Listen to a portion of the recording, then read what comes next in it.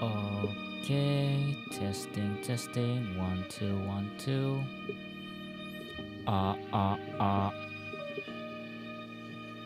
We're just gonna chat. Before we begin, I'm just gonna share it to everyone. Just gonna post it on Twitter.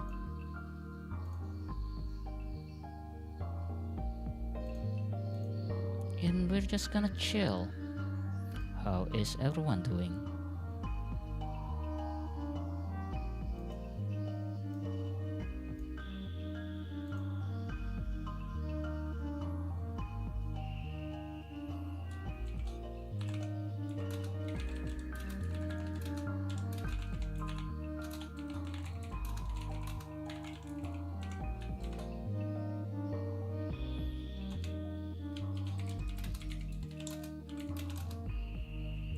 Just gonna do a totally chill stream, talking about a bunch of stuff.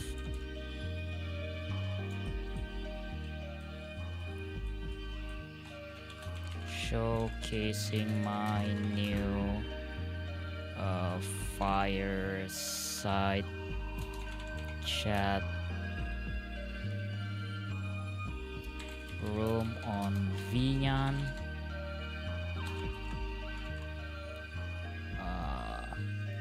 Yeah, so the goal for today's stream is that we're just gonna do a fireside chat and just showcasing like a bunch of stuff.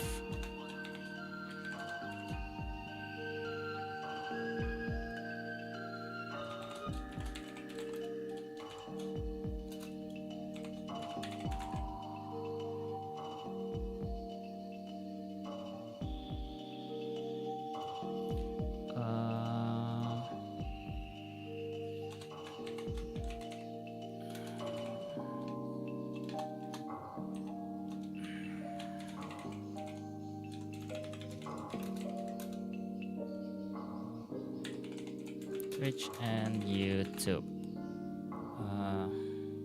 And post. Enable timing. What else? Oh, guess I need to tell people on Discord to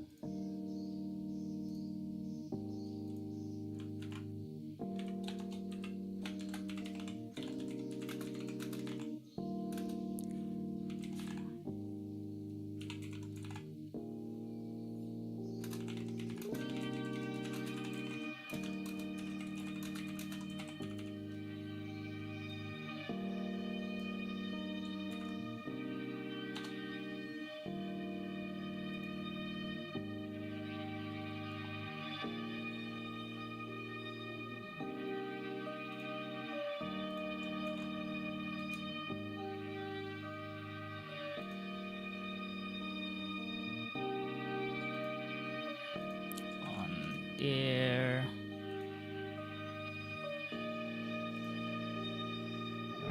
Streaming friends did. Oh.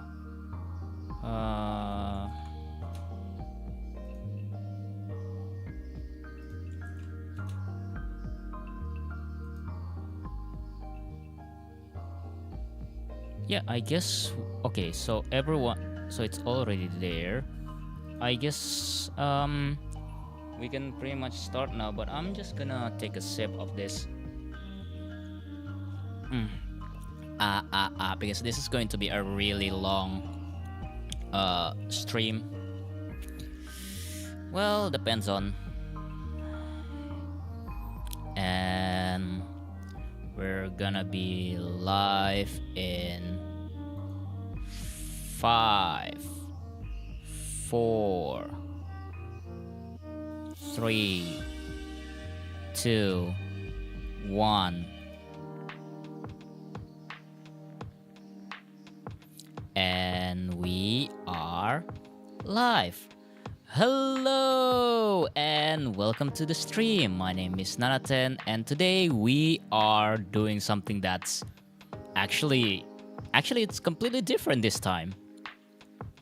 Yeah, we're still just going to do a little bit of a just chatting stream, but just with kind of mix things up. I got really interested on doing this kind of stream because I just wanna chill with you guys. How are you guys doing tonight? What's up? Has anything new has been happening? Okay, before we begin to like a bunch of topics, so this is just going to be a really chill stream where we just, trying to catch up. When was the last time I did a stream? That was like last week, I believe. Hold on, let me check. Let me check. Let me check on my studio. Because I've been busy for the past couple of weeks. When was the last time we did a stream? It was on Sunday for... Yeah, it was like 6 days ago. I was doing content warning with Kyo and Sarge, and that was really fun. I really enjoy playing with the homies, Kyo and Sarge. And should things go well, we're probably going to do another stream on April 21st. Yeah. So looking forward to it. We are either going to continue with our Dokapon Kingdom, or we're just gonna do content warning again, because that game is actually really fun. It's essentially just a diet lethal company. Yeah, and people seem to really enjoy it. I see like a lot of VTubers playing that game. Yeah, and a lot of things has been happening since then. First of all, I cannot believe I missed saying this. Happy Eid Mubarak, everybody. So this week is finally we reached the end of Ramadan. It was 2 days ago on April 10th. So for those who doesn't know, at the end of Ramadan is where Muslim people celebrates the end of Ramadan. In Indonesia, we celebrate it almost the same way, but we just have our own tradition. For example, it's how Muslims do spring cleaning. Essentially, we try to make a clean slate by asking forgiveness from our fellow neighbors, and just spread the love.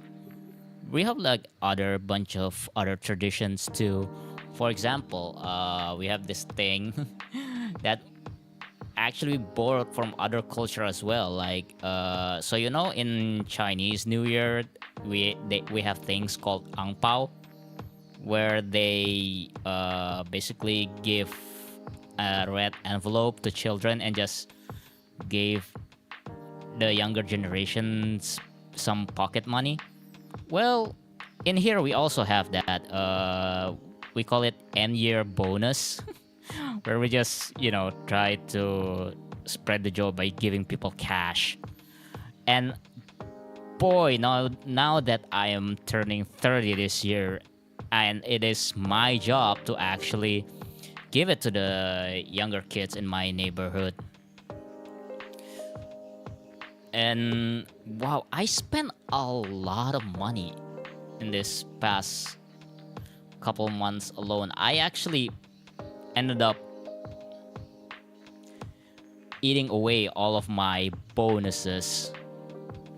I cannot believe that I did that. Yeah, like my Ramadan bonus, I also Wait, chat overlay. Hold on. Do I still have my chat widget still on? So why isn't it show up? So anyway, for this year, I decided to mix things up. Instead of just giving children some money envelope, I thought of giving people some anime figures. Yeah. Not the expensive kind. I just gave them like a bunch of small anime trinkets like keychains and stuff. My baby cousin, whom I gave my Hokuto's anime figure last year, I actually gave him one of the Bleach keychain. Yeah, and I also gave them one of the paper robot kits because he's the one who's very excited about that. What else? And I also tried to gamify the actual gifting this year. Yeah, so I tried to gamify it. By the way I do it is that I would put the price. It was either cash. Well, this year I opt for cash only. So I put random amounts of cash in selected envelopes, and I just make the kids choose which one. I just let them pick. Essentially, I just make the gacha THR. That was really fun to play, especially when the kids didn't because I did put an SSR there. Like we tried to limit the amounts of cash that we giving, so I was like, what? I put a budget limit on that. This is a very yeah. Again, it's been a while since the last time I stream. Mostly because I got really tired most of the time because of preparing for the end of Ramadan. And actually, one of my notes in here is that this is probably one of the most chill end of Ramadan like in our history, in the history of Indonesia. Mostly because people just don't realize that it's already the end of Ramadan. Like one of my neighbor actually come up to me and asked me when's the Eid al-Fitr, and I said, it's literally tomorrow. And nobody seems to actually make preparations for that. So yeah, especially in my family, usually my mom would like 2 days prior she would make this preparation. So in Indonesia we have this other thing. Let me see if we can. Whoops. Yeah. So let me just put it here. So in here we have something called ketupat.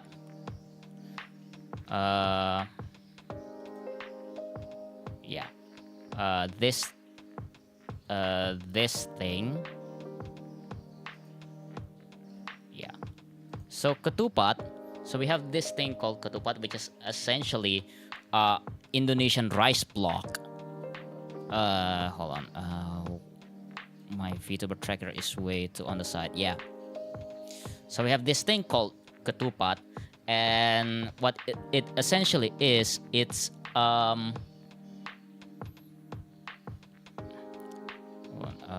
where's my. Yeah, it's essentially an Indonesian rice block where you put a bunch of rice inside pandan leaf. Hold on, let me see the. Yeah, ketupat in Indonesia is a Javanese rice cake packed inside a diamond-shaped container of woven palm leaf pouch. Originating in Indonesia, it is also found in Brunei, Malaysia, Singapore, and southern Thailand. It's commonly described as packed rice, although there are other types of similar packed rice such as lontong and bakchang. Yeah. So we have this thing called ketupat, but in middle region of Indonesia, where I'm from, we have its substitute. We call them buras, where instead of using palm leaf pouch, we use banana leaf. Let me see if I can pull up. Oh yeah, it's this one. What? There's a Wikipedia for... Oh, let's see if we can get to other languages as well.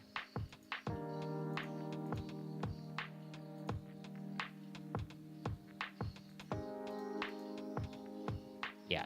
Oh, god dang it.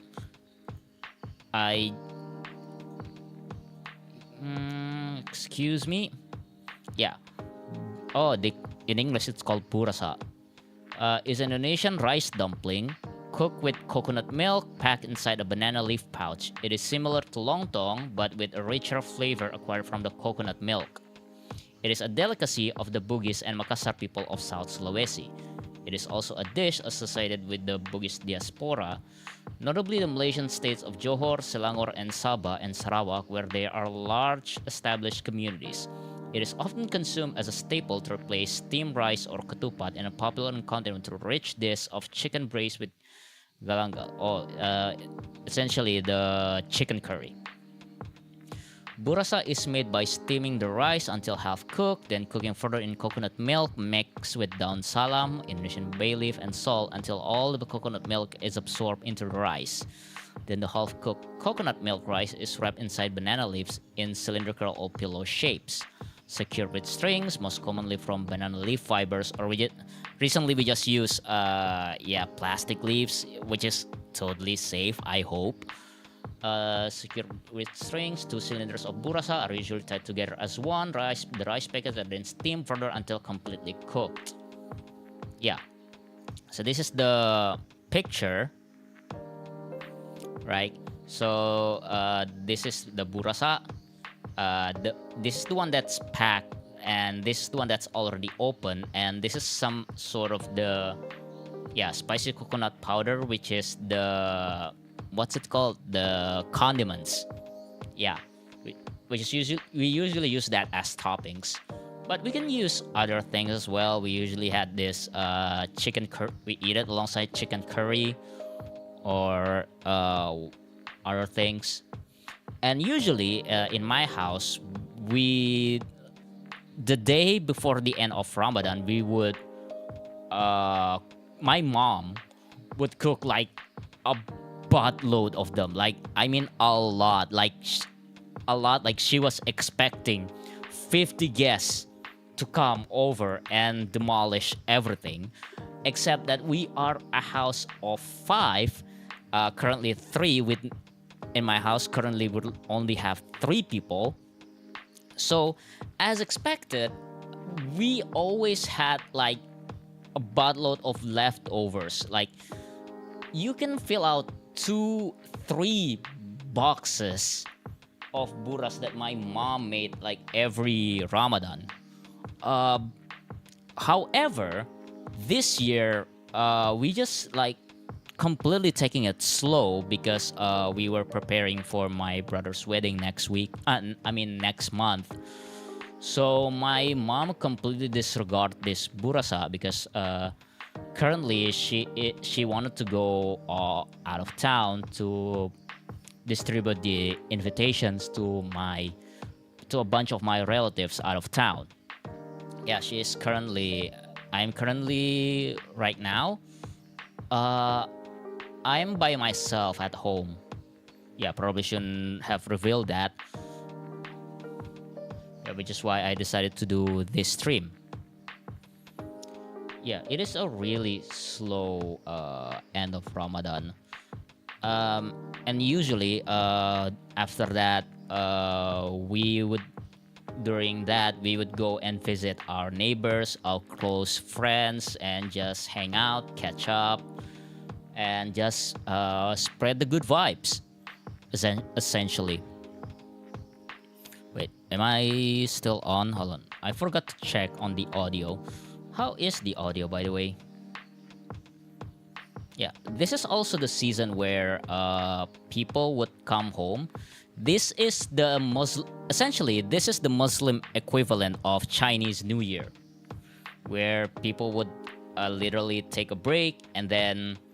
Essentially, this is the Muslim equivalent of Chinese New Year. Yeah, they would go home and visit their relatives and catch up and spread the good vibes. Again, again with the Chinese New Year envelope and spread some of the not New Year, the Ramadan, end of Ramadan bonuses. Yeah, we borrowed that tradition a lot from the Chinese, even though we don't like to admit it. What else? Yeah, so for the past couple of days, I've been busy hanging out with families and a bunch of friends. Well, not really. I passed out most of the time because I got very tired. And then at night, I would go out and hang out and catch up with my old buddies from high school. Yeah, we did a lot of that stuff. My brother came home to celebrate Idul Fitri. Oh, where's the text GDI?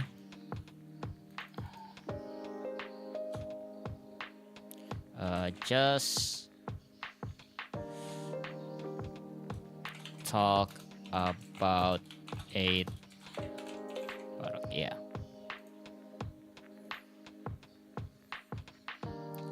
Chat tracker. Let's add the text.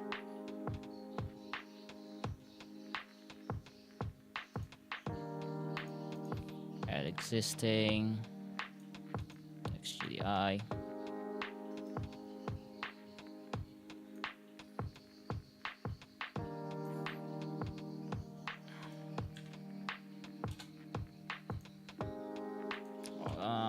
Excuse me while I try to fix this. Yeah, there we go. Yeah. Where was I? Where were we? Yeah. My brother came home and he took up vacation days. He took a vacation to visit home for the Eid Mubarak, and then he had to return back to the city for work just yesterday. He actually left his charger here. I don't know how he would charge his phone once he comes back. I'll probably need to send it to him later. But yeah, that's pretty much my Eid Mubarak. Before we head on into further things, I just wanted to show you guys something.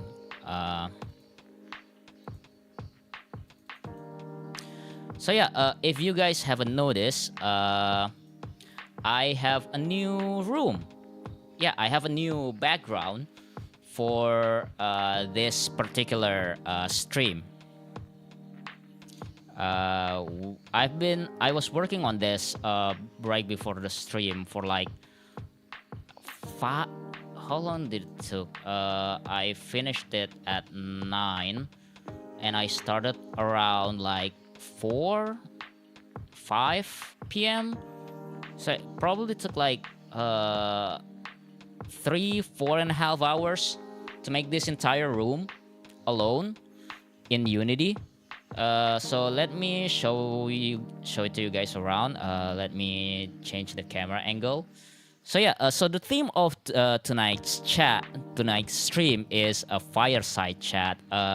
You know how they usually on stream where they always do kind of chill chatting room kind of thing, and they always call it fireside chat. And so yeah, I really wanted to do it too. However, I wanted to do it with an actual working fire.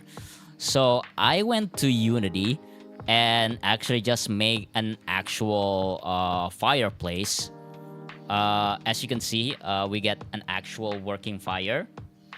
right there. Yeah, right over there. We had an actual working fire. It is burning so brightly, and I got a new room. We have a new studio, essentially. Let me switch the camera angle. Yeah. So as you can see, yeah, this is our new chat room that we're going to have. So during just chatting stream, because I plan to do like a lot of this kind of thing. Just just chilling and all of that stuff. Yeah, so I got the fireplace and I got this really comfy couch. I mean, look, my ass just got buried in there. I am literally clipping. And let's come back. And we have like a bunch of other things, like this bookcase. Yeah, like this bookcase right behind me. And then if we go to the side, you can actually see the Akinotobari poster, which we have in our fourth wall shop. So if you guys want to get one for yourself on this, yeah, if you guys want to get your own Akinotobari poster, you can check out our fourth wall shop. Yeah, so let's do a little bit of room tour, shall we? Yeah. So over here we have like a bunch of plants and this cabinet of books. I plan on getting a bunch of mangas in there, but I did not have time to, so I just borrowed some books from my dad and just put it in this new studio for this new set. And we have over here, we have a bunch of empty tables. It's still pretty empty.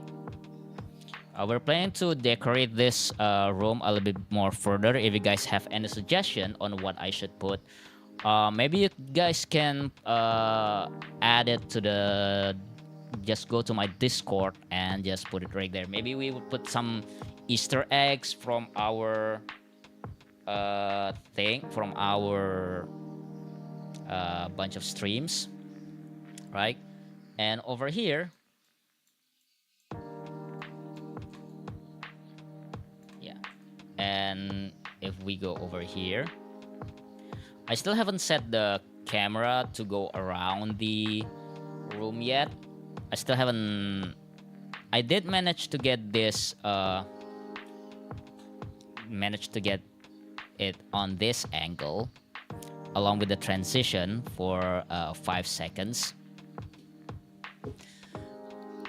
Yeah, and then however, I do not know why when I turn it off, it immediately goes to the default camera.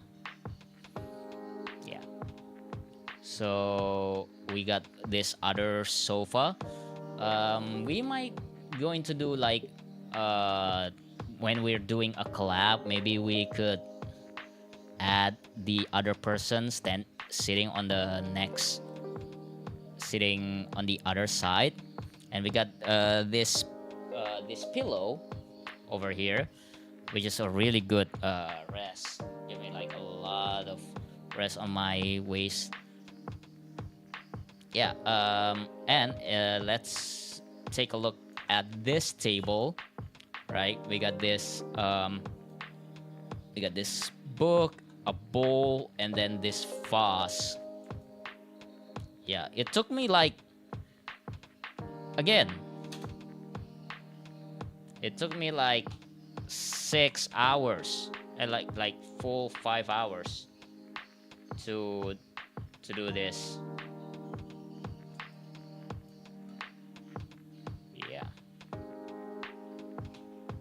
How do I bring the camera back? Load position. Okay. So yeah, that's eventually it. Adjusting the camera on Unity is really hard.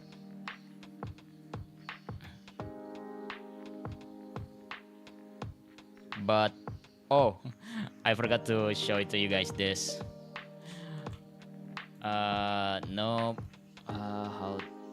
So yeah, but if you guys went over here, what I'm looking at is essentially just the void.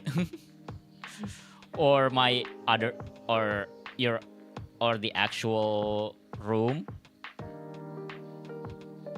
from my end. But yeah, it's actually green screen to my actual room, which is very messy.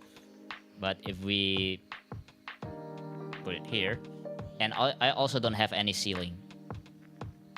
Yeah, it's very jank. But anyway, yeah. So yeah, that's pretty much my new fireside chat room. Thank you so much for watching, and I'll see you on the next stream. Just kidding. Yeah, so for tonight's stream, we're just gonna talk like a bunch of stuff. Maybe got to like a bunch of shenanigans. Speaking of shenanigans, my buddy, blog post, yeah. So my buddy Kirana, he is doing his debut anniversary. So let's check him out.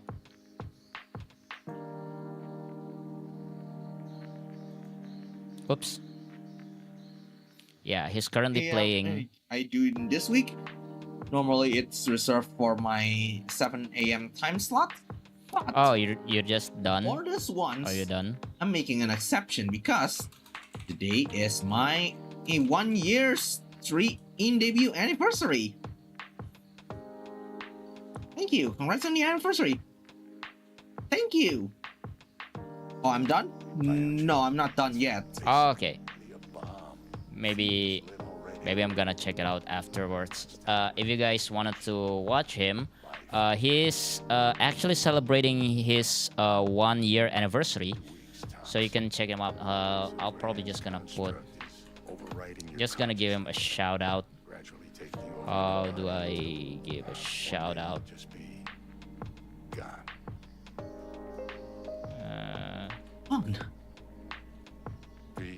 It's important you get all this. Yeah, let's go back to our channel, and shout out Kirana Ruto. Yeah.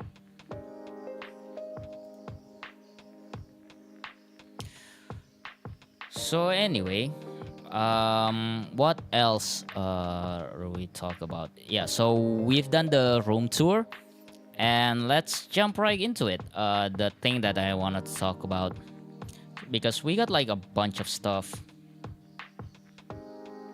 Okay, so the things that I do during my during the end of Ramadan.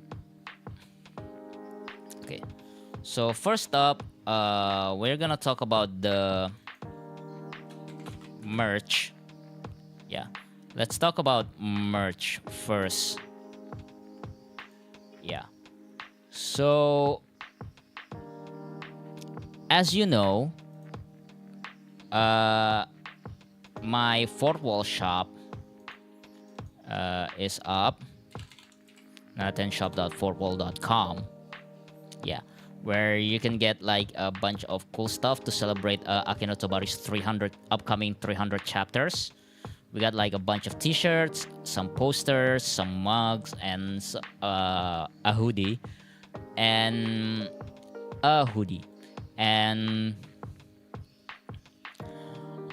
I actually tried to make some samples. So I went to a local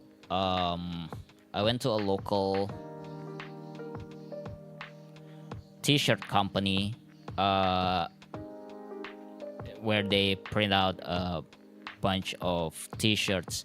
So it was also because as a Eid Mubarak's tradition to get a bunch of to buy new clothes, essentially, and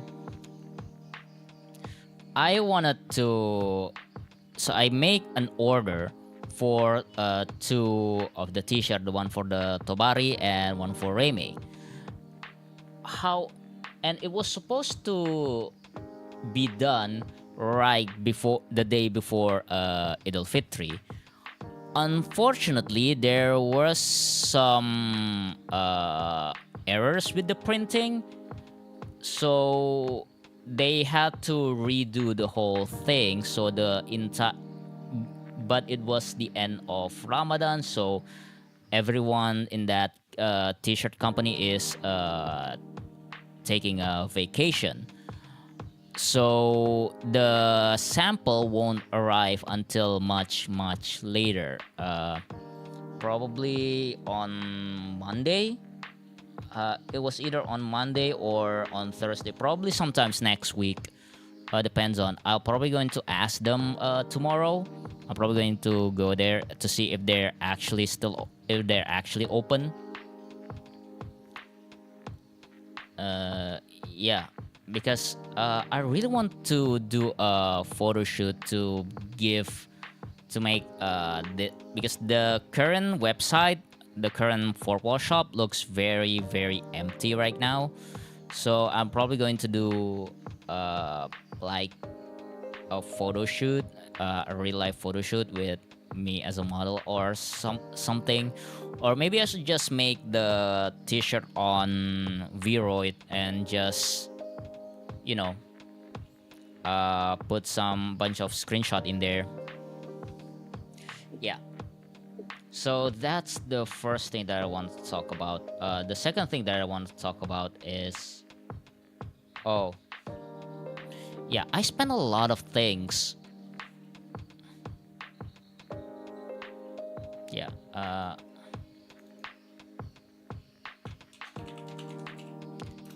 spending money on my pussy cat.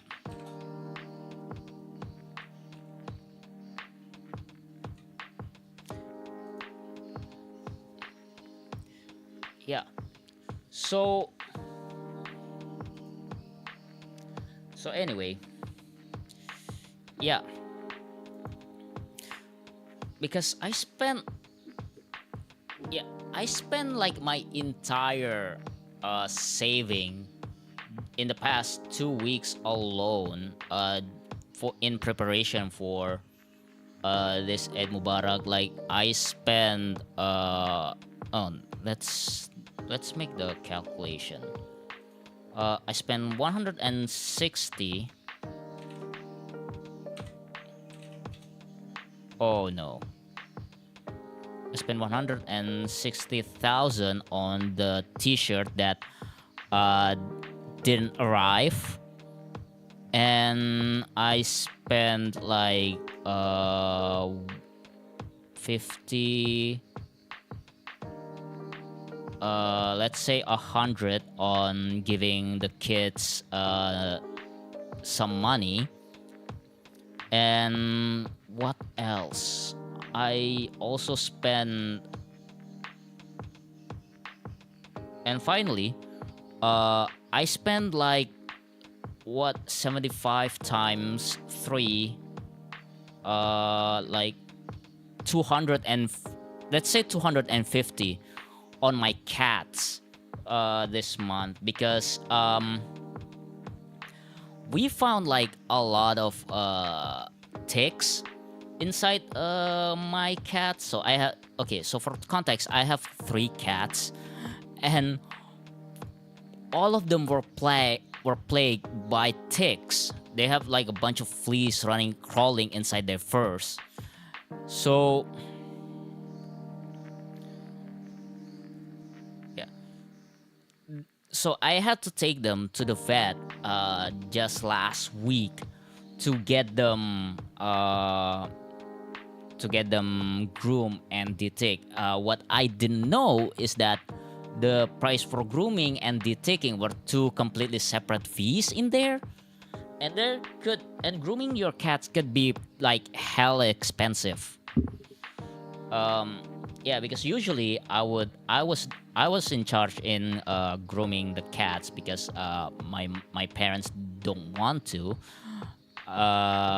I would be the one who gave them a shower, but I was so busy the past couple of months that well, they were full of fleas, and they would sometimes play inside my room.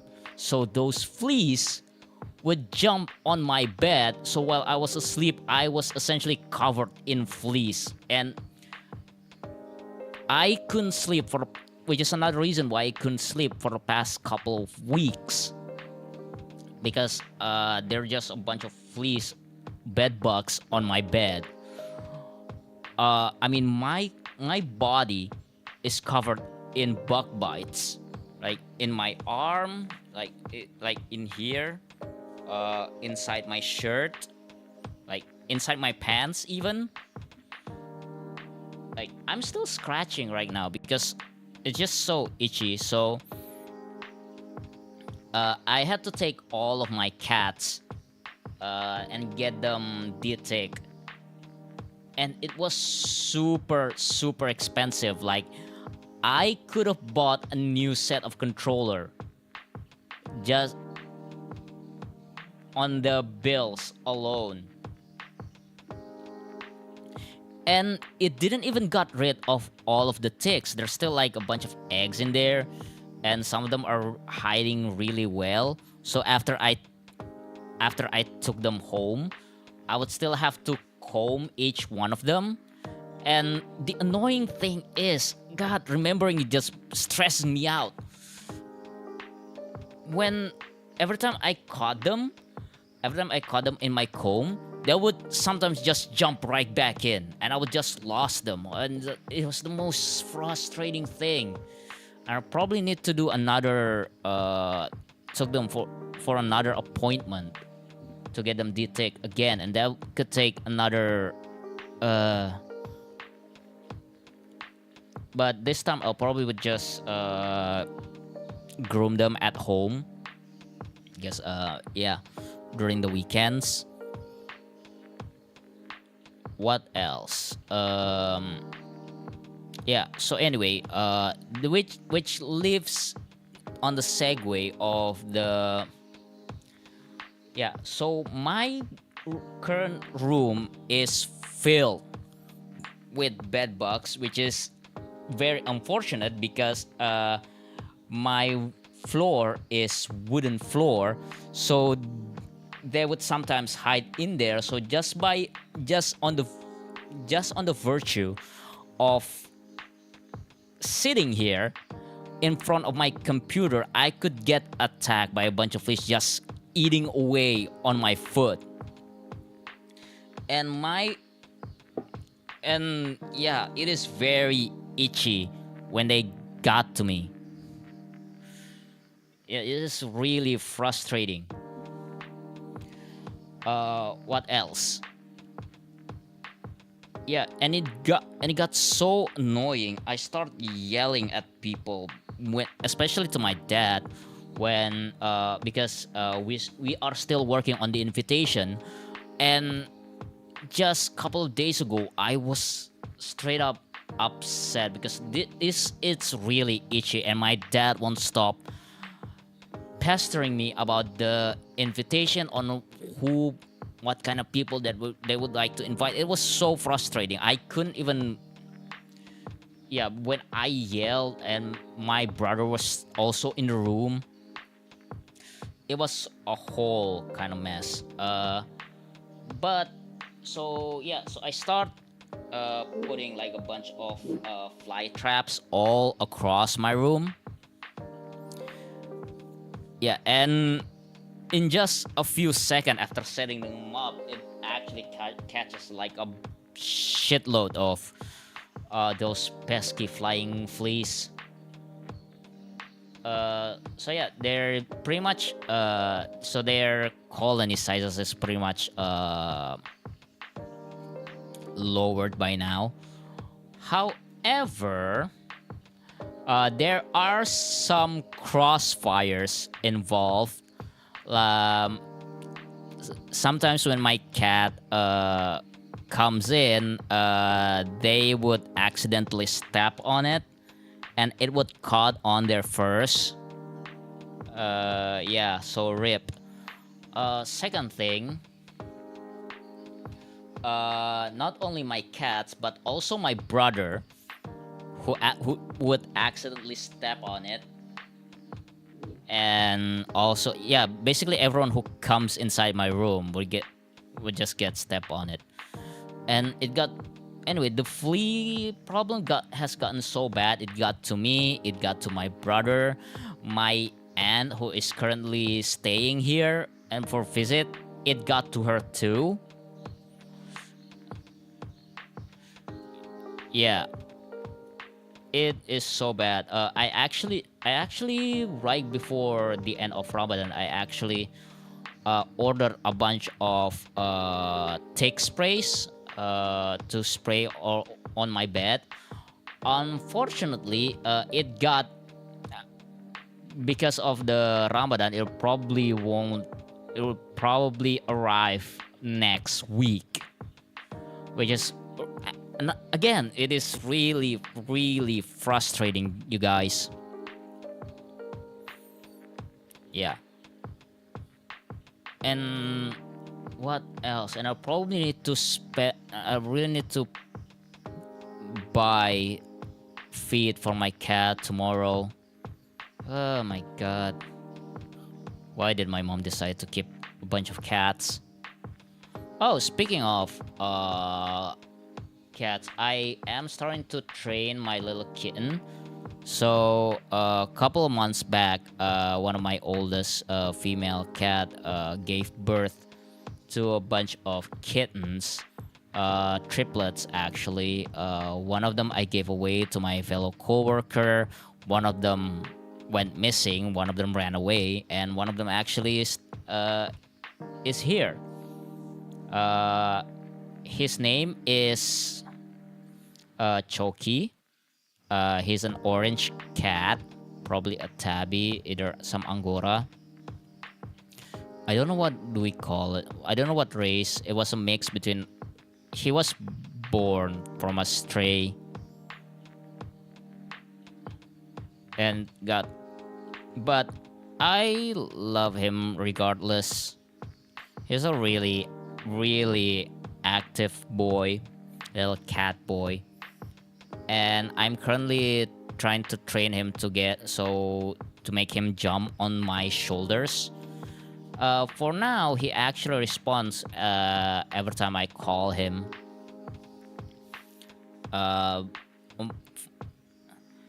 Yeah, so they got like this. They start selling these cheap treats on this pet shop that I frequent to, the one where I got my cats to groom. And yeah, the training has been progressing very slightly. He would actually jump up on the couch whenever I call him. So the next step would be making him jump on my shoulder. Yeah. So good luck with that. Yeah, so that was me spending money on a bunch of cats. Let's move on to the third thing that I did. Yeah, so anyway, I finally watched a GTO revival just this week. So for those who doesn't know, I'm a huge GTO fan. I actually did a cover of the theme song last week. Yeah, and earlier this week, when my brother arrived, we actually sat down and watched the special episode together. And this is actually one of the reasons why I wanted to do this stream, because I really want us to talk about the show, GTO Revival. Okay, so let's just get to a bunch of screenshot right away. Because I really have some notes that I wanted to talk about in this GTO, which I forgot to write before the stream. So let's just let's change the great teacher Onizuka live action revival special. Yeah.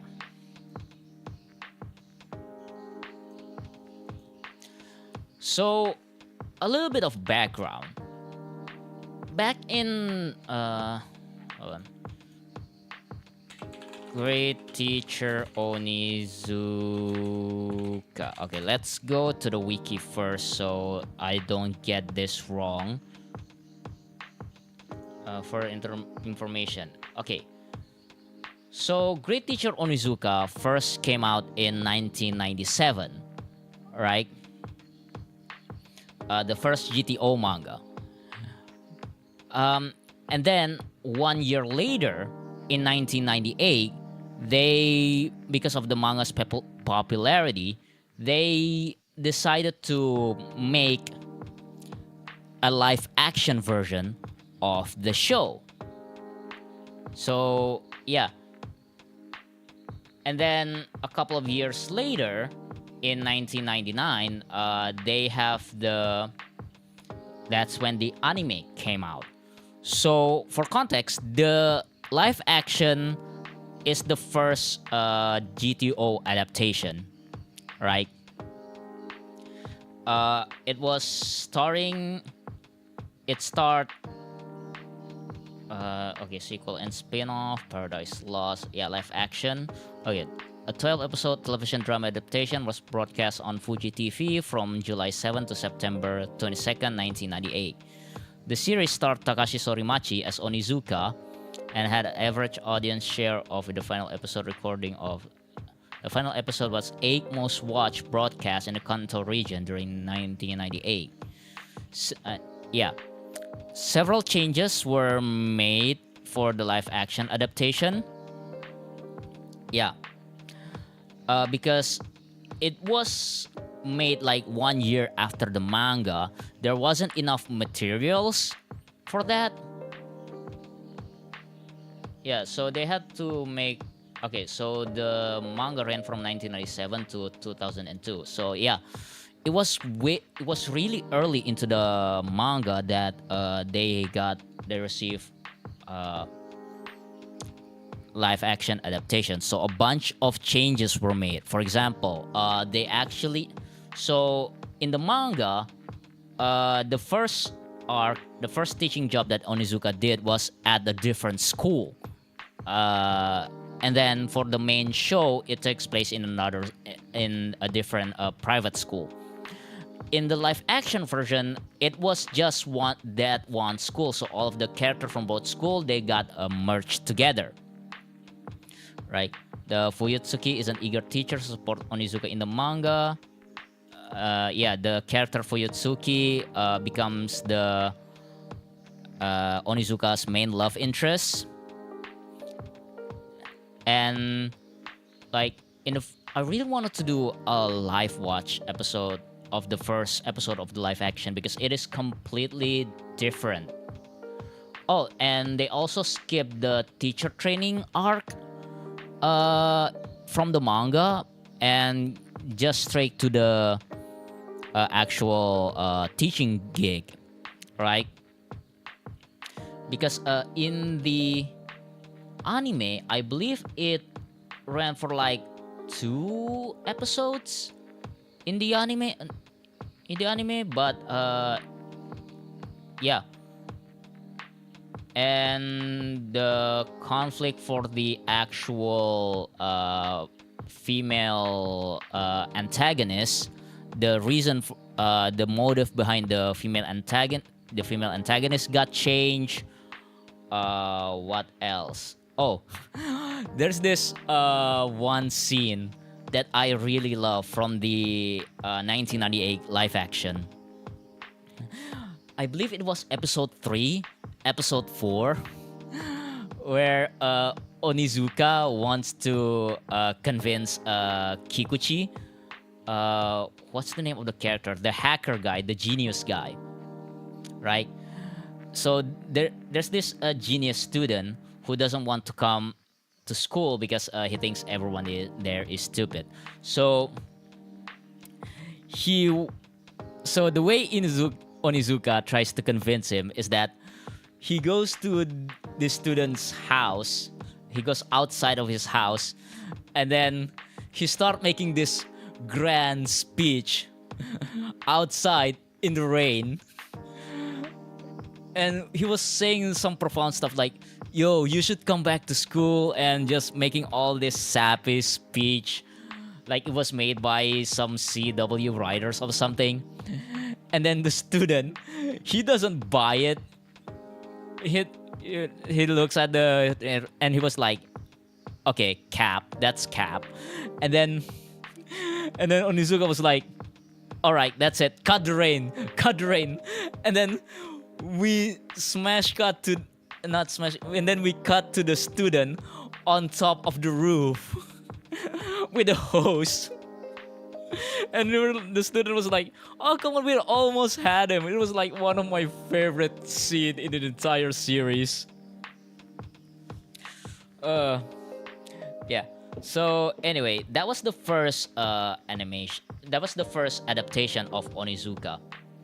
And the portrayal by Takashi Sorimachi in that live action version, it was so iconic that it eventually influences all of the other teacher delinquent manga series that comes after, right?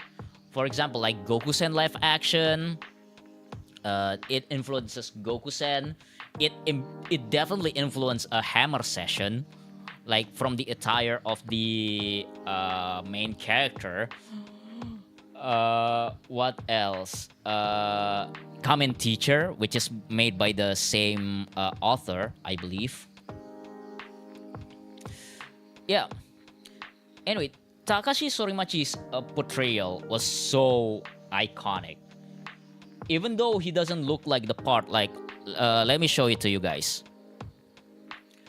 So this is Takashi Sorimachi. This is his picture. And yeah, this is his picture. And what's his picture? GTO live action 1998. God dang it. Yeah. So let's go with image. Yeah. This is what Onizuka looks like.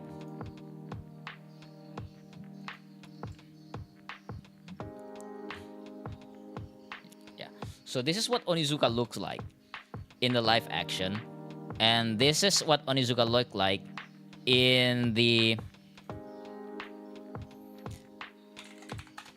anime version.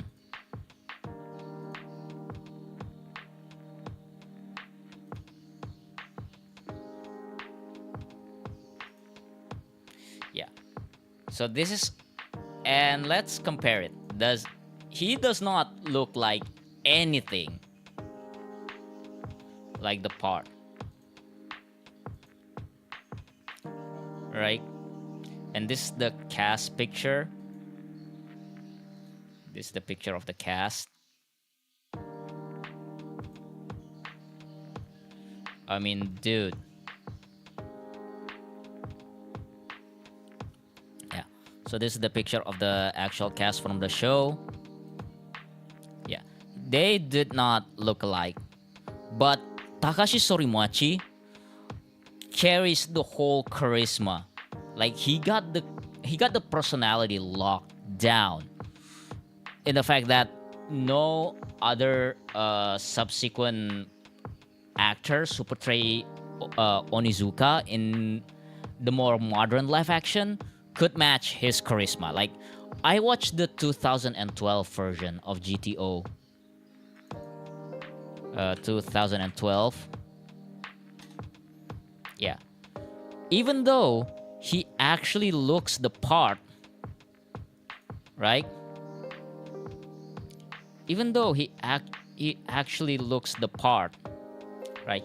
He looks like he got the physicality, he got the style.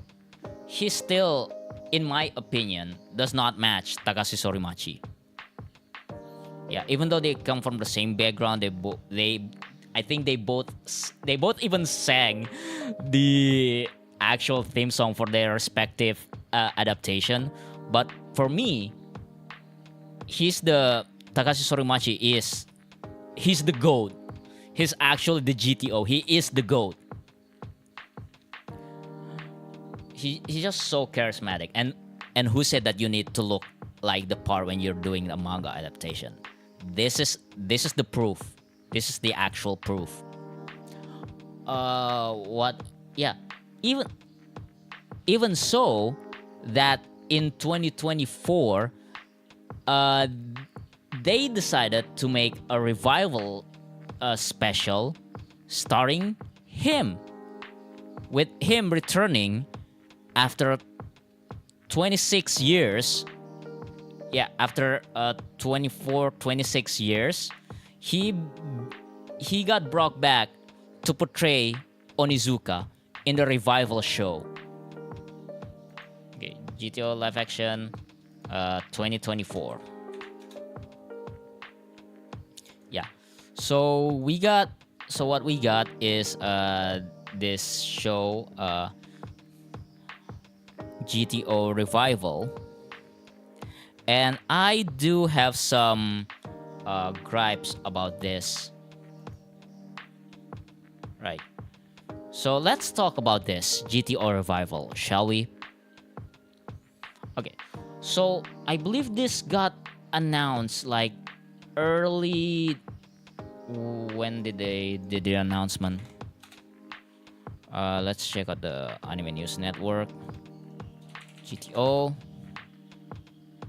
When was this first? Oh, it was announced like last year. A few weeks back, it was announced we'll get a new TV special.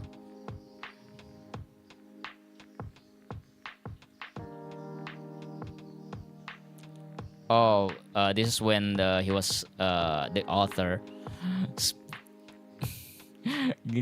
Just vent on Twitter on how he got done dirty by the Kodansha. Yeah. So it was announced like, yeah, back in September. Yeah. So it was announced back in September. They're making a new. Yeah. When I first saw this headline, I thought they were making a brand new season, but turns out it was just a new TV special, where it essentially is it's just a cast reunion sort of things.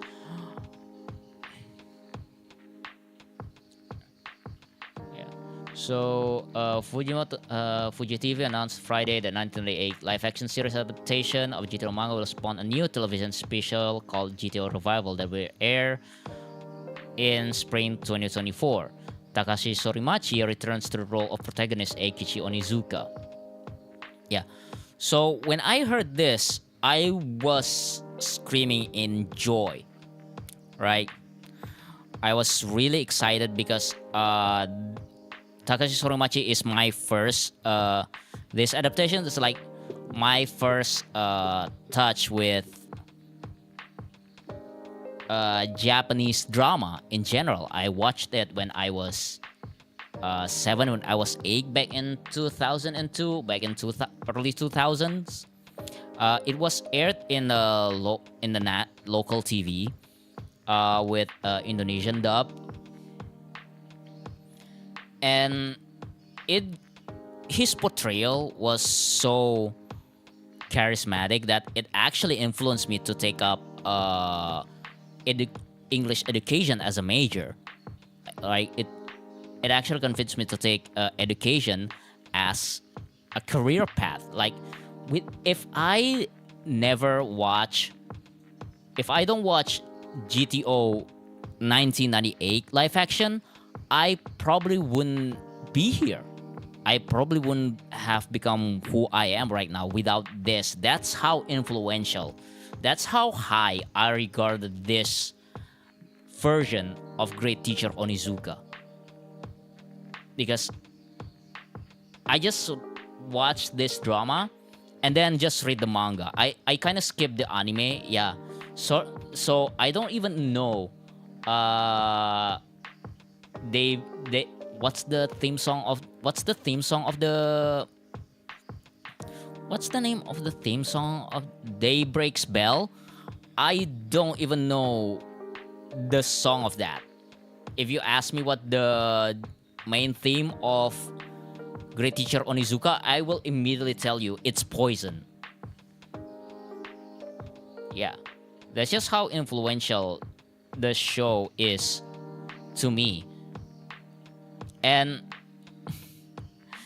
apparently it is for everyone else who loved the show as well, because a lot of Japanese, I mean, it actually solo carried my actual YouTube channel.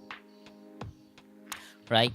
I got jumped from 420 subscriber to almost 500 because of my old cover of Great Teacher Onizuka alone. And that's just how influential this, especially the jumps when the new revival got announced. Like, I noticed a significant jumps in my subscriber count because of this show. And I just wanted to talk about it. Anyway. So yeah, that was back in September, right? And then in February, they announced that they're making collaboration with Blue Encount, Japanese band, and where they redo the whole the Poison theme song, which is another surprise to me. So yeah, so this entire special is literally just nostalgia bait. That's how I get, that's the vibe that I get. And it worked. This whole new special is purely nostalgia bait, and I am all in for it. Like, they got the original cast, they got the original actors who portrayed Onizuka. They get him to sing Poison with new arrangement to sound more modern, right? And they even got his old motorcycle, which is super cool. Like, when my brother saw the actual episode, the special episode, his initial thought was just like, wow, damn, his Kawasaki bike is so awesome. Yeah, and I completely agree. What else? Okay. And then in months in between that announcement, they announced the returning cast from the original show. Like, they announced a bunch of Onizuka's old student from the original show also returning for the special as well. And I have some thoughts about that. So for some reason they only got the male students to return. I don't know why they didn't get the female student. Probably it's an ageism thing, or maybe the actors who portrayed the students are no longer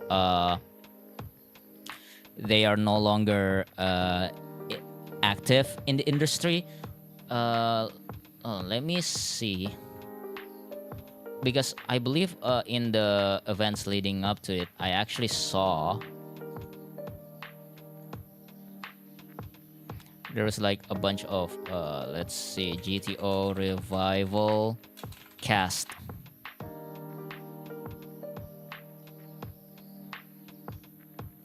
Yeah, I believe oh yeah, and with the GTO announcement, they actually put they finally put the original drama on Netflix too, along with the anime. So where is it? Because I believe they also have it.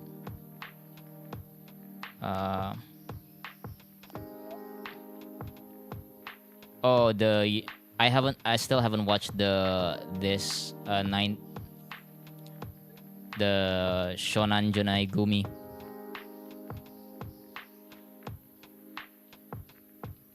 Oh, they actually have the entire movie version, the 1999 movie version. Okay, do they have the things about with the cast? I believe I saw a short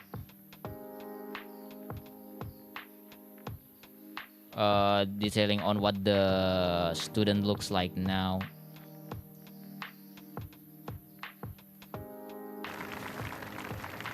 Good. Okay, yeah, let's use the Japanese they have.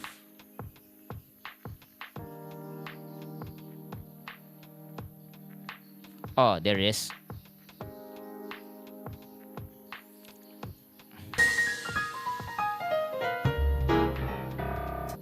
Minasan, その後は多くの映画3月14日に婚姻届を提出します。2023 2007年の花盛りの君たちへ。Okay. Oh yeah. 現在何をされているのでしょう Okay, so this is what the cast are doing now. こんな世の中はが赤ちゃんに聞かせると泣き止む歌として SNS 等を中心にトレンドに上がったり、2024年春には26年ぶりに新作スペシャルドラマとして復活が決定するなど、放送終了後四半世紀が過ぎても未だに根強い人気があります。主役のお二人は現在でも映画や舞台、テレビや CM と大活躍されていますが、生徒役だった方たちは現在何をされているのでしょうか。そこで今回は反町隆史版 GTO の生徒役だった方たちの現在についてご紹介します。小栗旬さん、クラス内でのいじめに耐えかね、学校の屋上から So this is the guy who played as Noboru, the bullied kid. 現在では日本を代表する人気俳優の一人となりました。Yeah, and he got famous. 体も大きくなく、今の姿とは Yeah, so かけ he 離れて played いました the が、 show, the original show when he was このドラマに出演していた 15. 時期に身長が伸びてきたそうです。2005年に出演したドラマ「花より団子の花 Oh, he 沢 was 類 in 役 the で Boys 注目 Before を集めた Flowers. 小栗さんは2007年の「花盛りの君たちへイケメンパラダイス」でその人気を Oh, 確 he 固 was た in る the- ものにしました。 Oh, he was in that その adaptation 後 as は多 well. くの映画や I watched that drama. ドラマに出演をし、2021年にはハリウッド映画「ゴジラ対コング」でハリウッドデビューも果たし、2022年には Wait, he was in the Godzilla vs. Kong? ドラマ Wait, 鎌倉殿 oh, の13 right. 人で主演を務めています。2023年6月には所属事務所のトライストーンエンターテインメントの Wait, as an actual cast or as the dub cast? 代表取締役社長に就任し、俳優業との二刀流で活動 Oh, する right. ことにな He's りました。 in the actual movie. 奥様は女優の山田優さんで、2012年3月14日に婚姻届を提出し、2022年春までに4人のお子さんに恵まれています。キラリさん、家庭内別居をしている家庭の一人 This is 娘の the 水木奈々子役を演じたキラリさん。教師である鬼塚英吉を下着 Yeah. 姿 So で in the actual manga, she plays the Onizuka's first student. GTO 出演後の2000年に20歳で子宮頸がんに罹患したために治療に専念。2003年に一旦復帰するも、その後再び活動を休止し、世界 Oh, 各 she 国の got 学校に通うなど cervix いろいろ cancer. な国を転々とする生活を送ります。その後25歳で台湾に活動の場を Oh, 移し she moved to モデル Taiwan や CM を中 to become a 心に活 model. 躍。2008年には映画プロデューサーの台湾人男性とご Oh, 結婚さ okay, れていま so す。 she just wasn't available. 3度目の妊娠時には子宮頸がんが Oh 再 yeah, 発。 because she moved out す of ぐ the に手術 country. の必要があるという深刻なものだったそうですが、手術を受けると出産できる可能性が低くなるため、どうしても産みたかったキラリさんは手術をしない選択をし、無事男の子を出産。そのお Oh, 子さんも congratulations. 2023年に14歳と立派に成長しているようです。 Okay, yeah. そんなキラリさんは現在メキシコで生活しているそうで、お母さんのような存在の大家さんとお出かけしたり、スペイン語を学んだりしているそうです。 Yeah, she just wasn't available because she's literally off the 子育てと仕事を両立し country. ながら活動しており、芸能事務所は台湾にあるオフィス303に所属。台湾を中心にモデルや歌手活動をしています。池内博之さん、スポーツ Okay, 万 that 能 explains 成 it. 績優秀な生徒で、鬼塚英吉を Oh 率い yeah, る this is 生徒たちの Murai. I 首謀者の believe 一人 he's actually showed up at the beginning of 池 the 内博之さん。 special and at the end of the 2004年の大 special. 河ドラマ新選組や2013年の八重の桜など GTO 以降も多くのドラマに出演。彫りが深い池内さんはお母様がエルサルバドル人で珍しいタイプのハーフなのだそうです。当時はご本人がハーフと公言していなかったため、すでにカミングアウトされた今でもこのことは豆知識化されていたりします。中村あいみさん、小栗旬さんが演じた吉川昇をいじめる相沢みやび Yeah, 役を演じた so this is the girl who 中村 played あ the いみ main さん。 antagonist こ of の the ドラマ show. をきっかけに一躍脚光を浴びた中村さんでしたが、2001年7月に発売された雑誌ブブカに掲載された内容が原因で所属していた軽音から解雇されました。その後ブブカの出版社を名誉毀損で訴え勝訴しています。以降事務所を転々としてドラマや映画にも細々と出演していましたが、テレビドラマは2013年11月放送 Oh, の she was in Aibo season 12. シーズン12第7話の出演が最後。映画も2014年3月に公開された激写カジレナ熱愛中以降は出演作がなく、2015年頃までは芸能活動をされていた形跡がありますが、それ以降の活動がないことから芸能界を Oh, 引 she 退 just した was- 可 yeah. 能性が高いです。山崎裕太さん、仲間と共にカツアゲをしたり鬼塚英吉をはめようとする渡辺勝役を演じた山崎裕太さん。3歳の時にスカウトされており、子役やチャイルドモデルとして活躍。1988年の7歳の時からはあっぱれ Okay. さんま Oh, 大 so 先 he's 生に been a も出 child 演し actor. ブレイクしています。も取り付けて大きな話題となりました。窪塚洋介さん、天才生徒で教師いじめの Yeah, so this is the actor who 菊池 played 義人 the 役を演じたのは genius kid 窪塚 from the 洋 show. 介さんです。高校生らしからぬキャラクターに入り込んだ演技を見せ、 Yeah, he was like one of 独特の the 雰囲気を favorite, 醸し出して my いた one こ of と my から favorite character in the その存在感 both は manga かな and り the のもの show. がありましたね。その後2000年のドラマ池袋ウエストゲートパークに出演し、 he was 大ブ in レイ that? クを果たし、映画「ゴーヤ」「ピンポン」など数多くの作品で主演を務めています。2004年のマンション転落事故は当時大きな話題となりましたが、2015年12月にレゲエダンサーのピンキーさんと再婚。現在も映画に多く出演されており、2023年5月には2006年に芸能界デビューをしている長男のアイルさんとザ・スーツカンパニーの野号変更発表会での親子初共演を果たしており、情報番組などで話題となりました。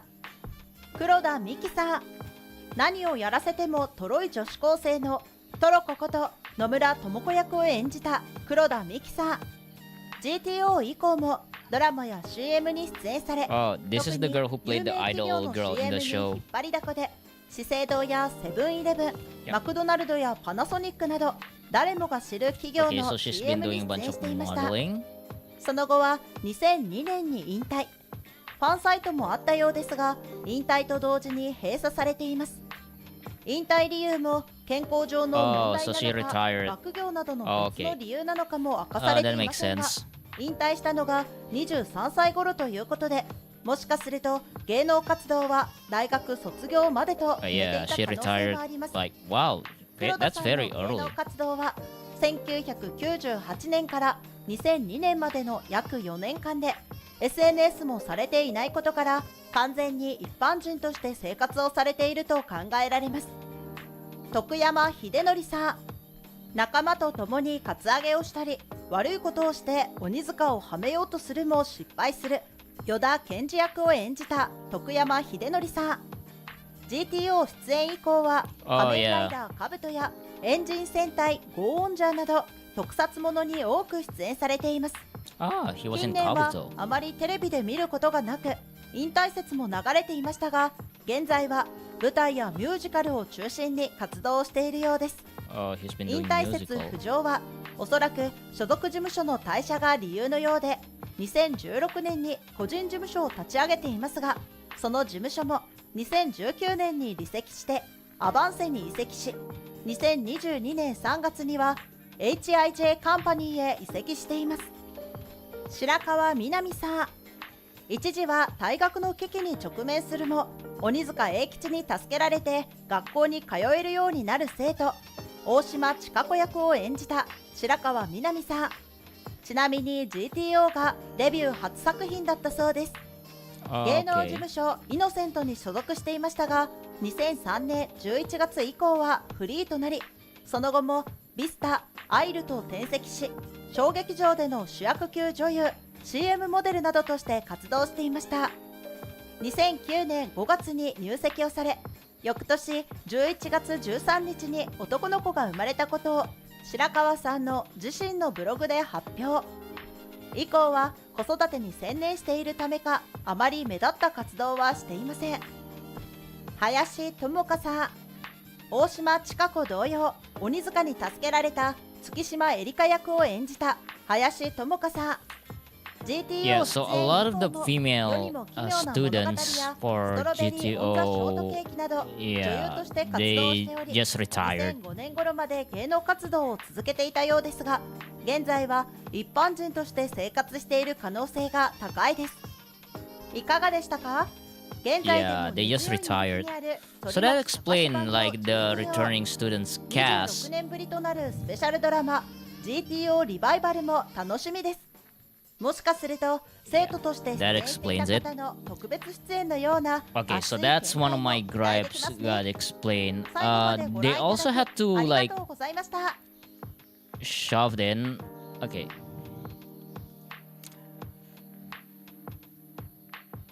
Okay, so let's break down the actual special scene by scene. All right. So the first scene that we have, what's the first scene in the actual special? We could just do just watch the damn show in my Discord server and just again share the thoughts. But nah, pass. Yeah. So the special revival episode, it takes place 26 years after the original shows. I don't know if they actually acknowledge the 1999 movie. I believe they actually acknowledges that. So during that time, Onizuka has been teaching to a bunch of other schools. But unfortunately, because of his extreme teaching method, he would get fired almost immediately. Mostly because he went all of his way for his students, which did not sit well with the board, so with the teacher board, so he gets fired. He's been in and out of a teaching job for quite some time, and then the show, it begins with Onizuka arrives at this school but he rides on his motorcycle and he walks into the teacher's lounge, and turns out he wasn't even there to teach. He was there as an Uber driver. Hey, Steph, welcome. Rashai, welcome. Hi. Rashai. My name is Nanaten. I'm a manga translator VTuber. And we are currently doing a fireside chat where we talk about great teacher Onizuka, the revival show. Whoops, wrong image. Let's just put, yeah. And also, well, we're showcasing the new fireside chat room. Yeah, I now got the, I got fire now. I am playing with fire. I have lots of things about GTO, but I have never seen it. Yeah, it was actually one of the show that actually got me into teaching as a career, right? Because especially the 1998 show, the live action version. While most people actually know GTO from the anime, for me, I kind of skipped the anime and just went to the live action things. And the portrayal of Takashi Sorimachi is so influential that it actually like influences a bunch of the Japanese teacher delinquent show afterwards, like Gokusen live action, which is another good show, starring my favorite actress, yeah, like Gokusen, and then Hammer Session, yeah. And this Hammer Session is it's literally just GTO. It's literally just GTO, because I read the actual manga of Hammer Session and it is completely different. I love Gokusen. Yeah, I actually really love the actress. What's the name of the actress? God, I forgot. But I'm more of a trick because it started the same actress. Yeah. Anyway, back to GTO. Yeah. So we're just doing a just chill stream where I'll talk about my favorite things. Because they actually did a revival show, revival TV special on April 1st, starring the original actor who played the 1998 version of the live action. Okay. And we're just doing the breakdown of the TV special, right? So the special begins with Onizuka arrive at this school as an Uber Eats driver, and as we can see that he is no longer teaching after 20 plus years because of his conduct at the previous school, right? But the moment you see the actor, the way that he acts, you know that Takashi Sorimachi, he still got it. He still got the mannerism. He still got the Onizuka's goofiness. He even still got his positivity. Because Onizuka's dream in the all media, it's always to be a teacher. But at the beginning of the TV special, he is not a teacher. But we still see that it did not get him down. He's still the same Onizuka as we knew from 1998 and 1999 adaptation. He's still this positive dude. And so one day he got a call from one of his old student, Kikuchi, the genius hacker guy, and he has moved up in the world, right?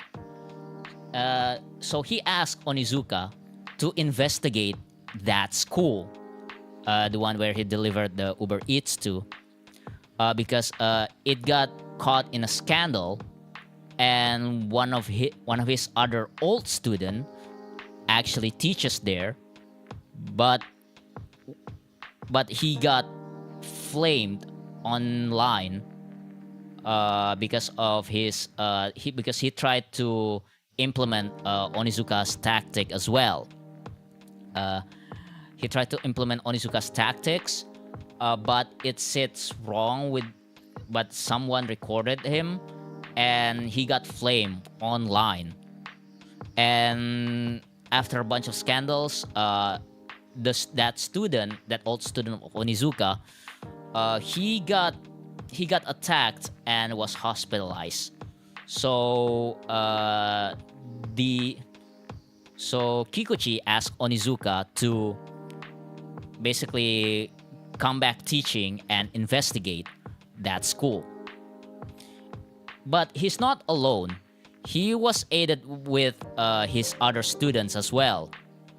Like a bunch of his other student, the returning cast. Let's see. GTO manga. Where is it?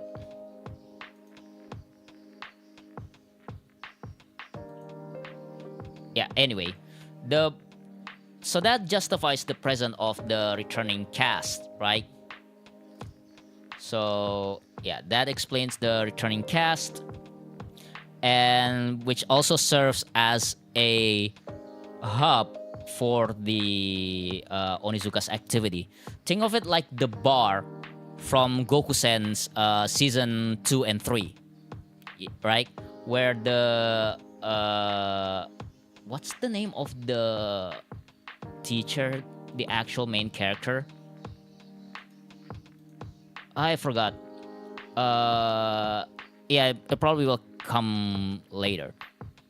Right. So in the Gokusen show, one of the students graduated and opened a restaurant, which becomes basically the hangout place for the main character in the later seasons. This is the same way that happens in the GTO revival, which justifies their presence in the show, which I believe is a really good explanation, because I really miss the old cast, even though by this point I forgot who they are and who they were played, because again, it's been 23 years since the last time I watched the show, so I kind of forgot all of the characters. Yeah, they did some exposition dump, and then finally Onizuka becomes a teacher at this new school, which is another thing that I would like. One of my notes when I read the initial synopsis of the special is that it's GTO where Onizuka fights against cancel culture. Yeah. So the main problem at this new school is that there's this mysterious online trolls who goes out and dox the students and the staff there, right? So he would go online and posted the moral violation that any of the students do. For example, there's this one student who does compensated dating, and the troll would actually expose her illicit activities. There's this student who does who bullies another student. This troll would go online and expose him, and their followers would then dox the guy. essentially the student gets canceled. And the premise alone is really interesting for me because again, if Onizuka would have worked today, he would definitely get canceled immediately for his behavior because that would not sit, especially in Japan, in today's Japan. It would not fly. So having this premise is a really good hook. Unfortunately, the execution in the actual show is really hit and miss. There are some scenes that are really good in the first 30 minutes where they try to solve the first student's problem. Now, and this is when I start seeing the problem in this special. Because again, when I first saw the announcement back in last September, I really thought that they were going to do a full season, right? Because a full season would have been amazing. A full revival show of GTO starring the original guy who portrayed Onizuka. I mean, me singing the actual theme song from the song actually makes my subscriber count jump from almost reaching 500 in this past couple months alone. That's the power that this show has. So a full season would have been amazing. But instead what we got is a TV special, just an hour and a half. It's even less minutes that we got than the 1999 movie. And this is where the cracks of this TV special starts to show in the pacing. Because in the first 30 minutes, you can already see that it would have made an amazing pilot episode for the supposed revival show. And this is when I thought to myself, wow, the entire TV special feels like a compilation movie more than actual TV special. Because of the pacing issue, a bunch of characters that they need to juggle, and the actual format of the resolution thing, the whole structure, it felt like a Have you guys seen the Persona 4 compilation movie? It feels like that. Instead of a full TV show, it feels like an entire season compressed into one whole compilation movie. And it immediately showed in the first 30 minutes. So let me break down what happens in the first 30 minutes, okay? In the first 30 minutes, we've already got, we talk about how Onizuka becomes a teacher in this, right? And he starts going in. Oh, one of my favorite scenes in the special is that he was staring at the nameplates of the class and immediately got hit by nostalgia. I mean, that resonates a lot to me. It feels like GTO is back, baby. That's one of my favorite scenes. And then Onizuka comes in, starts writing his name so big on the whiteboard. It definitely references the original scenes from the manga and the show, where he just starts spelling his name. And then you can immediately see, okay, so right before we got introduced to the staff, and there's this young female teacher who is reminiscent of the Azusa's character from the original show, Onizuka's fellow teacher from the 1998 show. So in this, so Onizuka in the revival show was supposed to be her assistant teacher, right? So she's the homeroom teacher, and she's essentially like this really young and passionate teacher who supposedly cares about her student. And her values really clashes with Onizuka, with Onizuka's style of teaching, and that would have made a really good conflict, right? That makes for a really good conflict, but unfortunately the chemistry just wasn't there, mostly because we knew that the actress who played the teacher from the actual show was also returning. And one of the cool details from the show is that the actress was actually Takashi Sorimachi's actual real life wife. So they met on set of GTO back in 1998, and they later got married. They met on that show. Okay, and then we found out later. This is probably a minor spoiler. We're getting ahead of ourselves. Okay, so Onizuka starts blending in with the students, and it was actually going really well.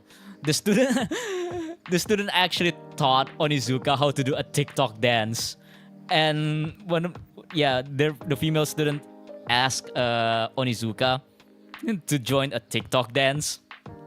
And I really like that scene. It actually signifies when the old meets the new kind of thing. And the way that the female student was portrayed actually really like one of those annoying high school girls, one of the gyarus, and it was portrayed actually really well in my opinion. There's no like stilted dialogue. There's no awkward way to sappy from the younger cast. I believe that the younger cast were cast very well, especially the first student, this girl, the blonde girl. Hold on, let me go to the Asian wiki. GTO revival. Yeah, do they have? Wait, they don't have it. Whoops. GTO, Great Teacher Onizuka.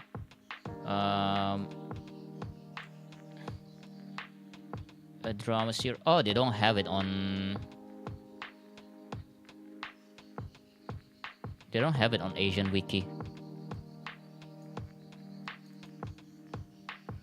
Okay, let me see the cast list.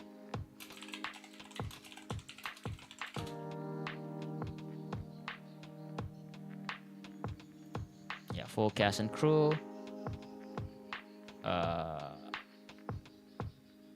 Yeah, the woman who played Ayahara Miyu. Yeah, all of the supporter cast were actually really well acted. So yeah, that's props to any of the students.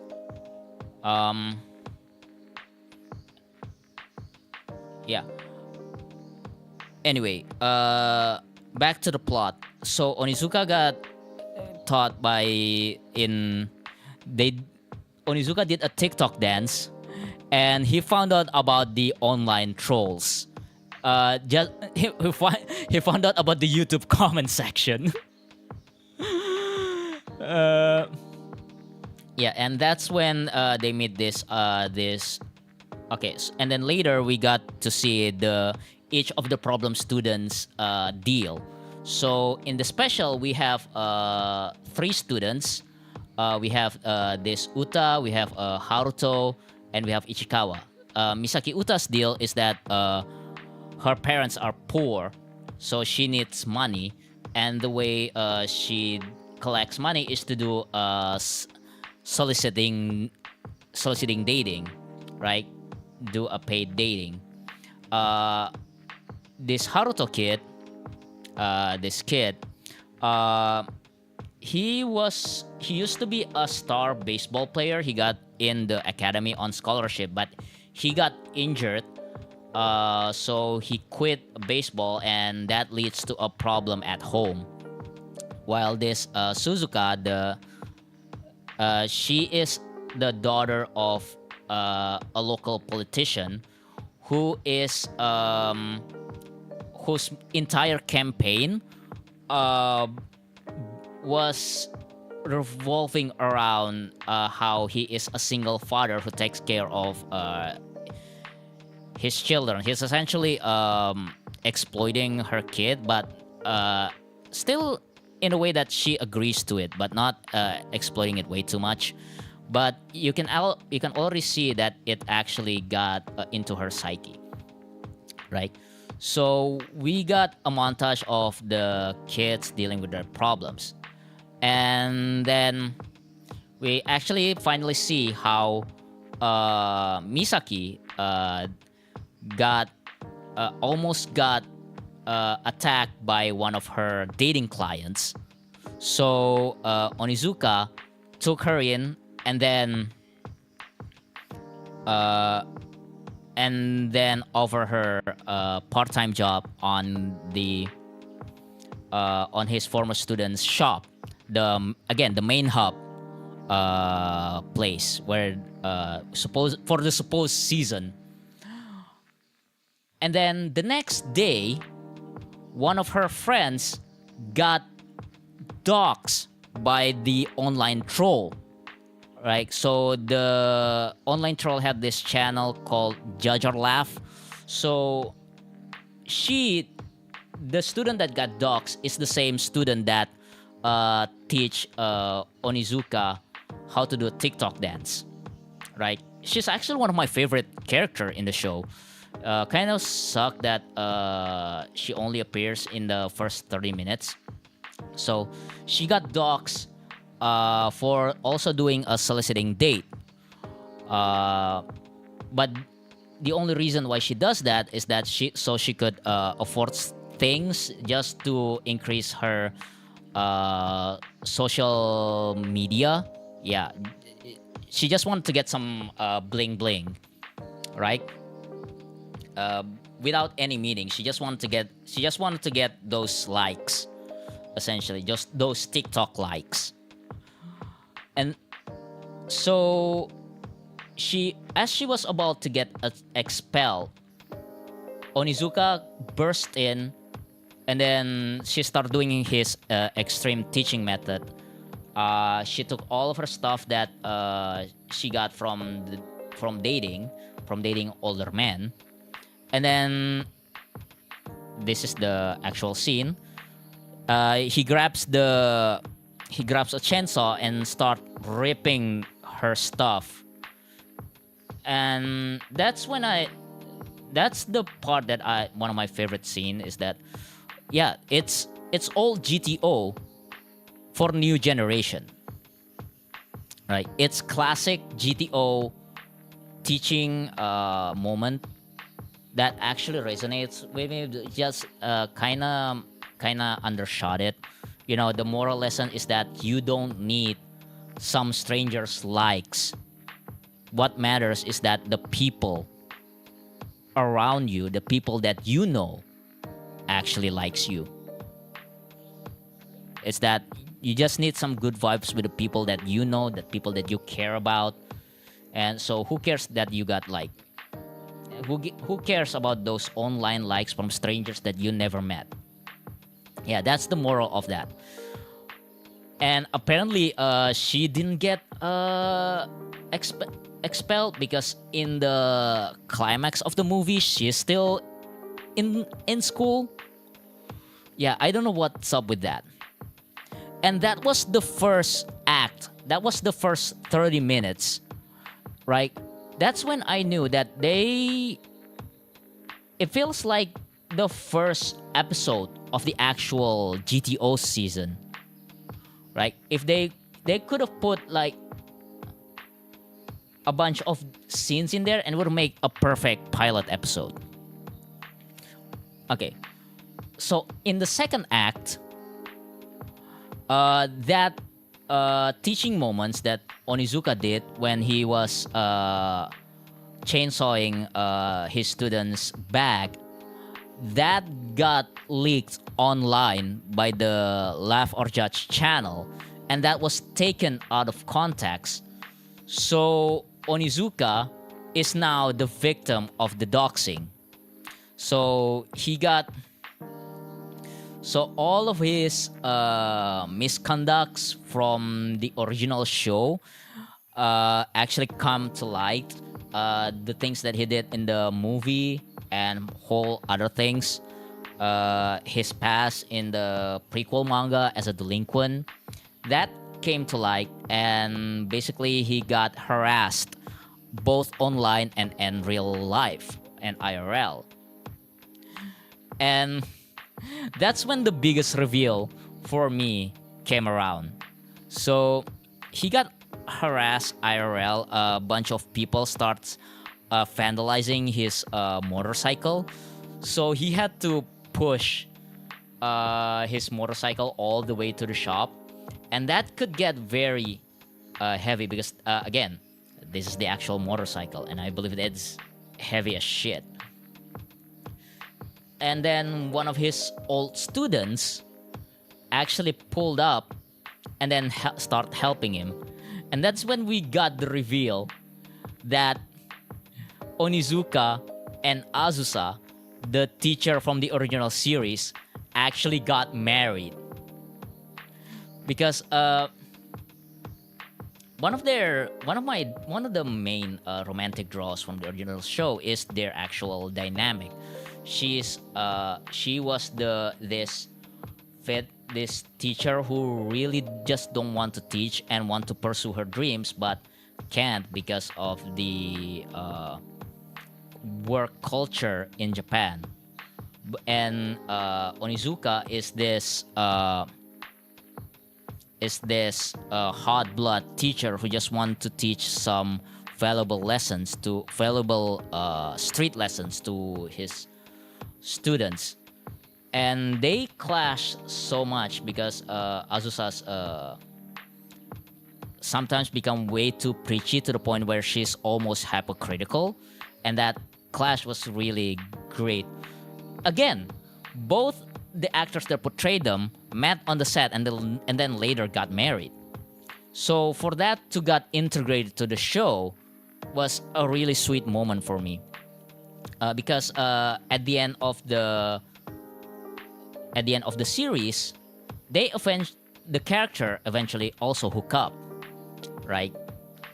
And that's where we get the cameo from the character, right? They actually announced. Hold on, I believe TV, student ages, yeah, the Nanako Matsushima. Yeah, this is her, and my God, she did not age one day. Let's see, Azusa Fujitsuki, live action. So this is her in the anime. This is from the 2012. Yeah, this is her back in 1998 version, and this is her now. I mean, wow. Do Japanese people don't age until they reach like 60? I mean, she's still beautiful, and the fact that her character has now became a flight attendant, just like her character from the live action adaptation always wanted to, is a really great send-off to her character. Anyway, Onizuka, so that's the second act. Onizuka really don't do much in the second act because it switches the POV to the students and the homeroom teacher and the actual staff from the school. Yeah. So this is what I thought on the actual season supposed to look like. So during the meantime, so supposedly that was the first 30 minutes was the first episode. The second to A episode would have been focusing on each of the students, and Onizuka would have helped them, and that would give the homeroom teachers some character growth, right?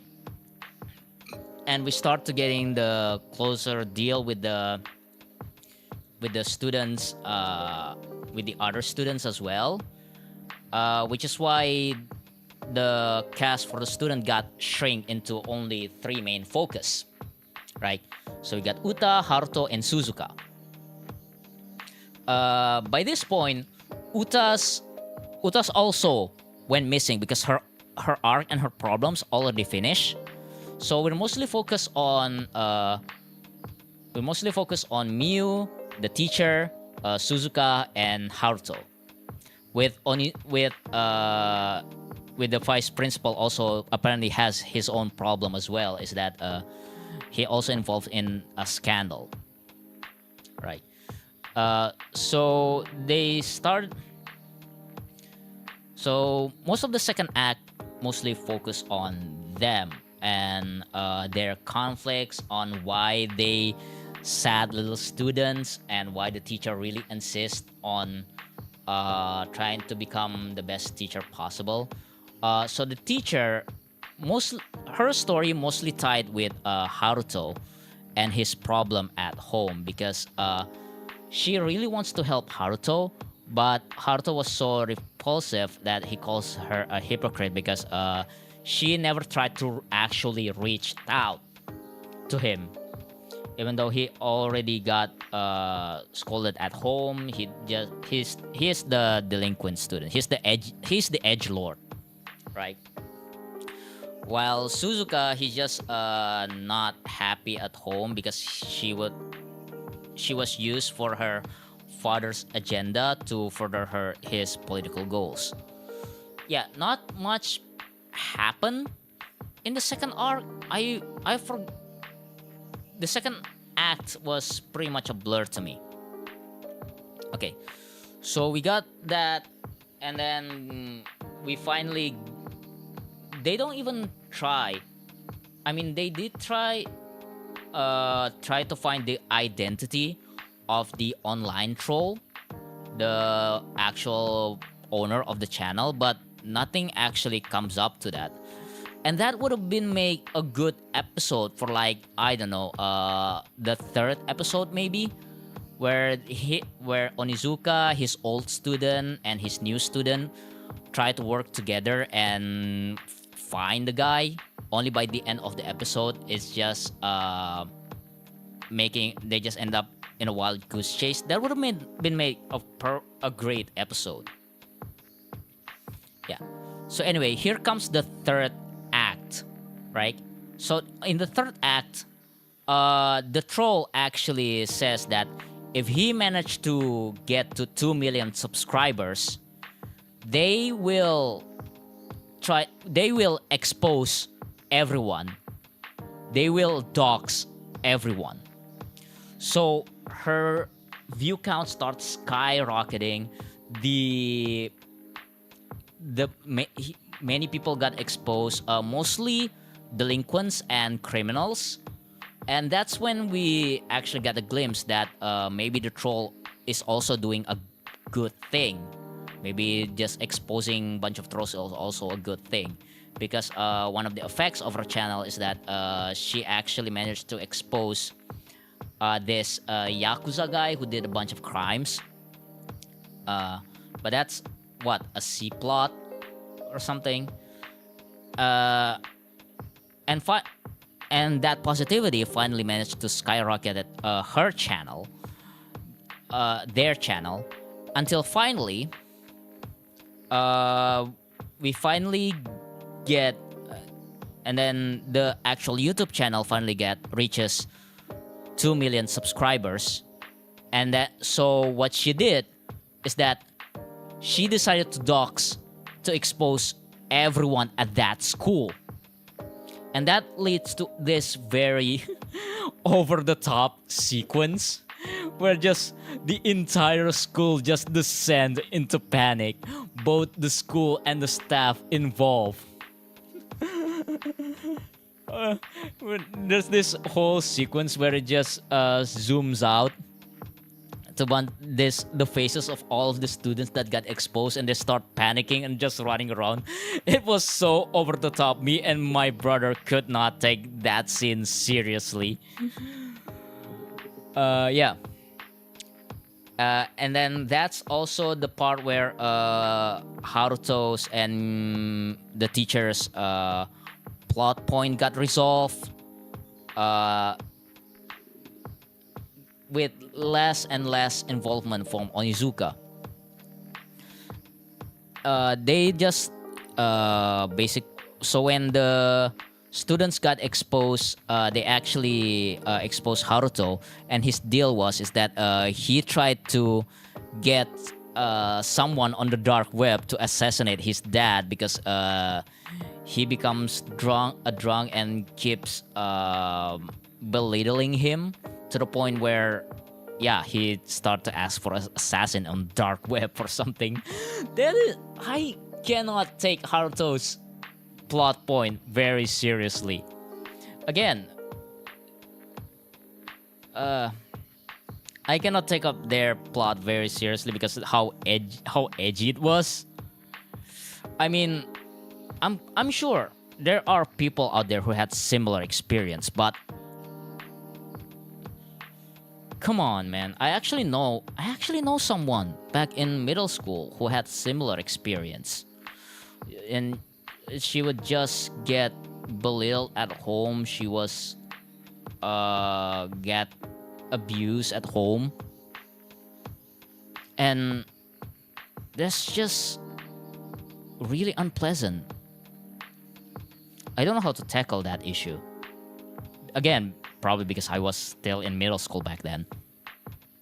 But just seeing this portrayed in the special, especially because the whole runtime did not give everyone a full character development, because again, it was only like 1 hour and 48 minutes, and they tried to juggle through all of these new characters and these new students.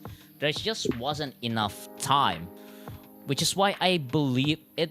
Again, the whole thing feels like in a whole season crammed into one compilation movie, right? So anyway, so the whole school falls into panic. The YouTube channel reaches 2 million subscriber, and then the owner finally does a face reveal, and turns out the identity of the online troll is Suzuka, the proper student of the politician kid's student. And I believe the reveal was kind of obvious because she gets in the way on how she gets her footage, right? So the reveal that it was Suzuka feels kind of obvious. Again, it's like they're not even trying to hide it, right? And turns out that Onizuka and Miyu already worked it out. They already worked it out off screen. They already figured it out off screen, which is kind of an odd choice for me. Because why don't they just show it? Why does Onizuka... Again, why does the reveal the way that they discover it happen off screen? Again, it feels like there's some scenes in between that got cut. Okay. Alright. So Suzuka finally revealed herself, and then her motive is that she wanted to expose the bribery scandal that happened in the school that involves her father. Basically, she wants to take down her dad's political career because something that happens with her mom and the way that he exploited their family tragedy, right? So later, the Yakuza that I mentioned earlier that she exposed arrives and start beating her up, right? And this is one of the only action scenes in the show, in the special, because in the original there's a lot of action scenes in there. Again, that's how GTO influences Goku-sen, right? And the way that the action scene happened, it just happened in the angle that is so far away. Again, probably because the actor is like in his 50s or whatever, so he cannot do these action scenes. So the whole fight scene just happened off camera. It just cut to Suzuka being trapped inside a car, and I don't know why they put it inside a running car, because they want her to suffocate her and carbon monoxide poisoning or something. And then finally, Onizuka rescued her, and then he does her education session, which boils down to the climax of the film, the confrontation between Suzuka and her dad. So Onizuka rallied his students so Suzuka can finally confront her dad in what essentially just an apology video. And then they both make up, and his political career just skyrocketed. So essentially, this entire troll thing was just to raise her dad's popularity. Yeah, that's how it ended. That's how it got resolved. Besides the troll getting beaten up, she was easily forgiven by everyone, including the students in that school who become the victim of her doxing. Yeah, like she was easily forgiven. And finally, and then the credits where Onizuka leaves the school. It was and in the credit scene, all of his new students says goodbye, except for Haruto, who was not, for some reason, did not show up on the credit scene. Probably because his plot almost didn't involve Onizuka at all. It's just that he's not even showed up. It's just the female students. It's just Uta and Suzuka, and then the student who taught him how to TikTok dance. Oh my god. And then finally, we got to the post-credit scene. And I saw in the Twitter, this is everyone's most beloved scenes.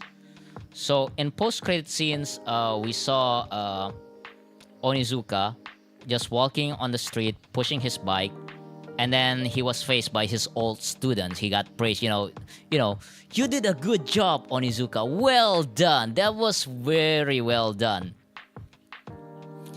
And then finally, Azusa, portrayed by Takashi Sorimachi's real wife, arrives. And then they walked off to the sunset together. And then the final shot is just the two of them walking off camera. And hold on, let's go to Twitter. I believe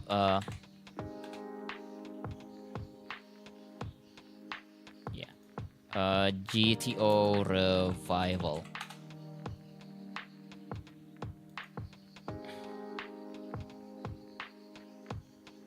Yeah, where is it? Yeah, this is the photos of the returning cast. Just the old cast. this Onizuka, his wife, Kikuchi, Noboru, Miura. Wait, I got all their names wrong. Yeah, and this is the final scene. It's just Azusa and Onizuka just walked off the sunset together, and it was such a beautiful scene, especially if you know what happens behind that and how they actually are married in real life. And it's like, man, that was such a good shot, just them walking off sunset. I mean, if Takashi Sorimachi wants to do a redo or wants to portray Onizuka again for a new season, that's great. But if not, this is a good send-off. This is such a great send-off, and it struck me as a fan of the original TV show. Yeah.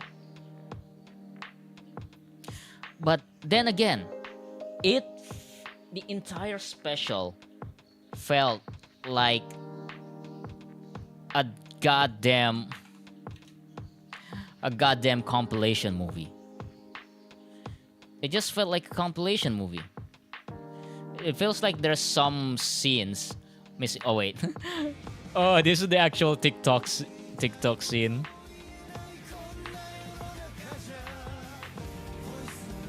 Oh my god.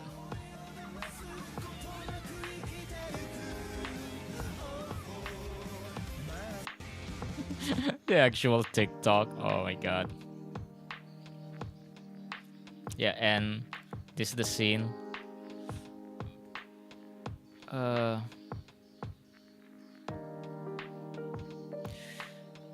Yeah, this is the shot that I'm talking about.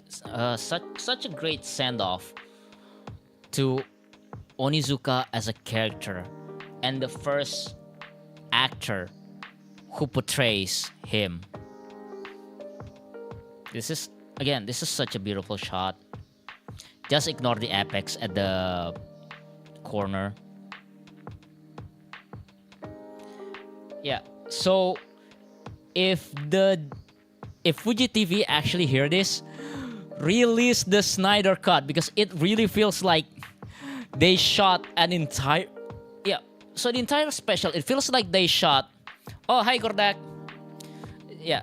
Hey, hi, Rashai, welcome. My name is Nanaten. I'm a manga translator VTuber, and we are currently talking about the Great Teacher Onizuka live action revival. Yeah. How are you doing, buddy? Yeah. So, again, the entire special of Great Teacher Onizuka revival feels like a compilation movie of a full season. Right? I feel like they film an entire season, but decided to cut it into a full movie. It feels like there's some scenes missing in between.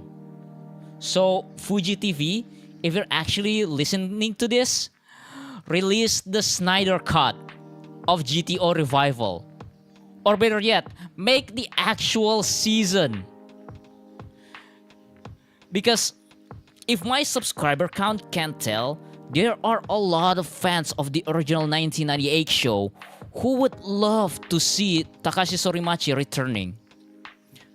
Can you sing Unmei no Hi? I actually did it on my channel, the Indonesian version. In Indonesian cover. Yeah, I actually did that.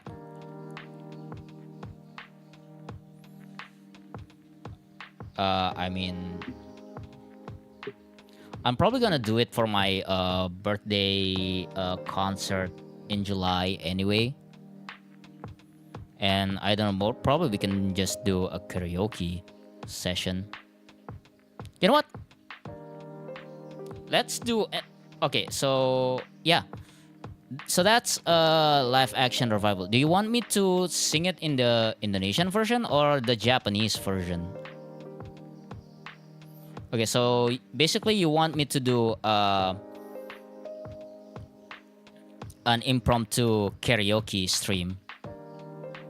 Is that correct?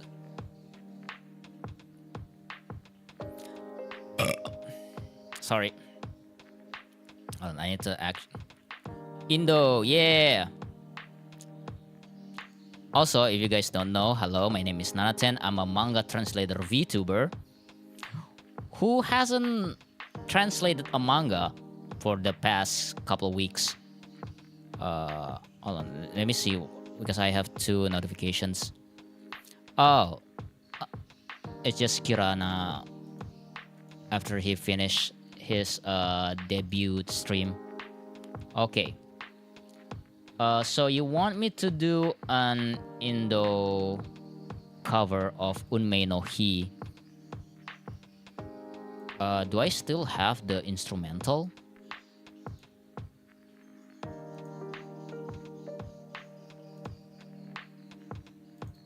After that, can you sing Don't Let Me Down from Dragon Ball Z Kai? Oh, that's the thing. I don't actually know the song. Again, as Indonesian, the only Dragon Ball song that I know was the Adventure, the OG Dragon Ball song. Even that was the Indonesian version. I actually talked about this with my baby cousin earlier today. Because my baby cousin only watches Super.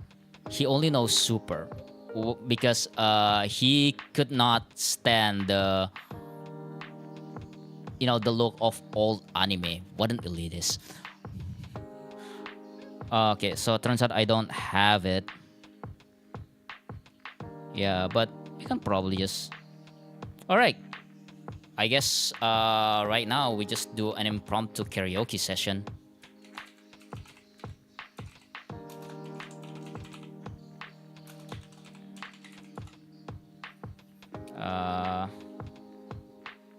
Let me change the... Let me edit the just chatting. Music. Or karaoke.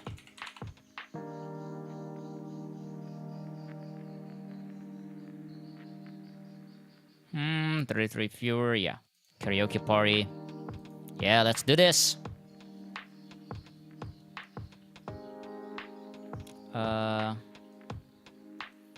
Also, how you doing, buddy? How are you and how do you find me? YouTube. It's been a while since the last time I do an impromptu session, especially on Unmei no Hi. So I'm probably completely forget the actual lyrics of the song. Let me go on my... Let me get my karaoke filters. How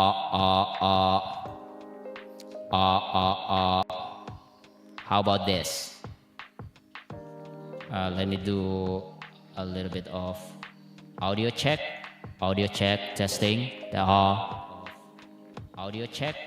Audio check, testing. Alright. That's good enough. Let me go to my channel and look it up. Look up the song.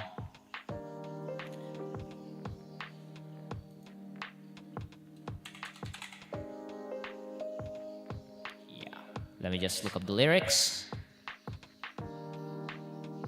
And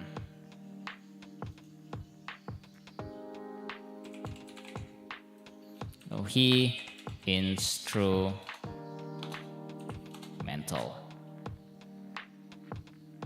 Yeah. All right, it's time for impromptu karaoke session. Woo! Oh, there's an... Which version should we use? Also, let's do this right. Let me grab my microphone.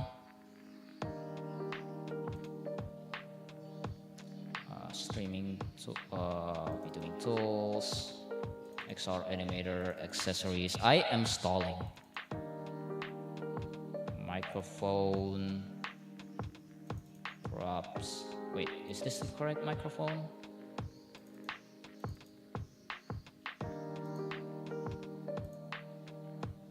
Scene. UI options, scenes, and just dropping this here. Oh, it's on my and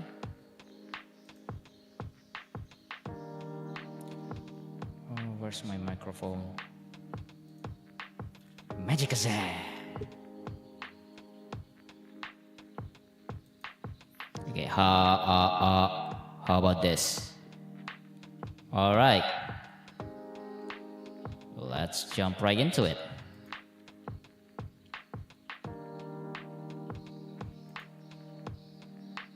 All right, first song.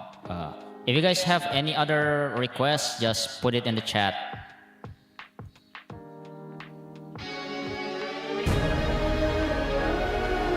Oh wait.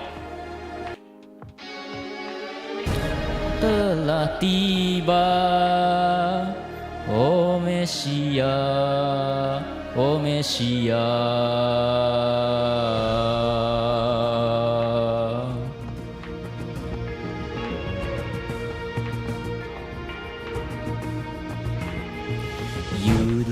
Avere, yudli avere, yudli avere, yudli aylia rasa ketakut. Wait, mistiming that. Yavere, yudli ayl rasa ketakutan yang semakin mendekat. Terbawakan jiwa dipenuhi kejahatan. Sekarang saatnya untuk mengubah takdirku. Ku takkan menyerah, akan ku terangi malam dengan tangan ini. Wow, wow. Aku pasti bisa menjadi lebih kuat lagi. Wow, wow. Kumpulkan tenaga dan kalahkan kegelapan. Yudli avere, yudli avere, yudli aili. Senyuman membunuh dari makhluk haus darah, menyalakan api yang membara dalam jiwa. Sekarang saatnya untuk mengubah takdirku. Aku tak ingin dunia menjadi ruang yang hampa tanpa mimpi. Wow, wow. Aku tak akan membiarkan kau merajalela. Wow, wow. Akan ku hentikan senyum di wajahmu itu. Again, it's been a while since the last time I sang this. Also, I cannot go on higher pitch because my aunt is sleeping downstairs.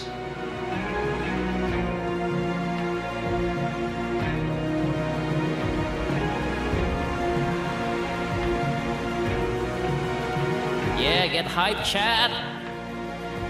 Get hype.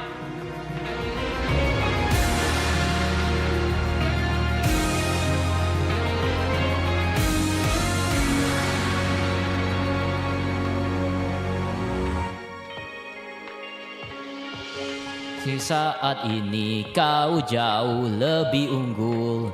Ku takkan menyerah, aku pasti akan mengalahkanmu. Ayo mulai, wow, wow. Aku pasti bisa menjadi lebih kuat lagi. Wow, wow. Kumpulkan tenaga dan kalahkan kegelapan. Aku pasti bisa menjadi lebih kuat lagi. Wow, wow. Kumpulkan tenaga dan kalahkan kegelapan. Yeah. Well, I'm supposed to be doing a recording session tomorrow anyway, so this would make a really good,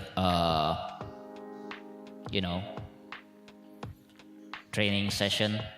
Okay, does anyone have a further request? I cannot do Don't Let Me Down from Dragon Ball Z Kai because I never actually saw Dragon Ball Z Kai.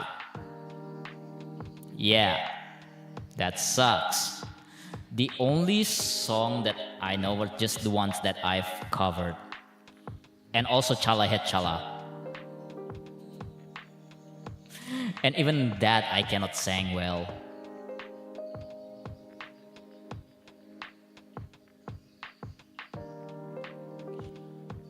Okay, now I'm actually in the mood for some I am saving this for a different karaoke stream. Hold on, image.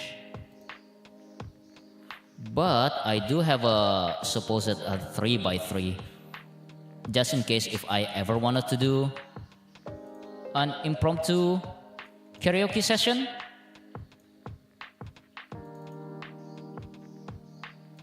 How about We Got Power? Oh, I don't know that too. I only know the chorus. The non tempi kangatama kaete, but no. As someone who claims to be really love singing anime song, I have almost zero repertoire.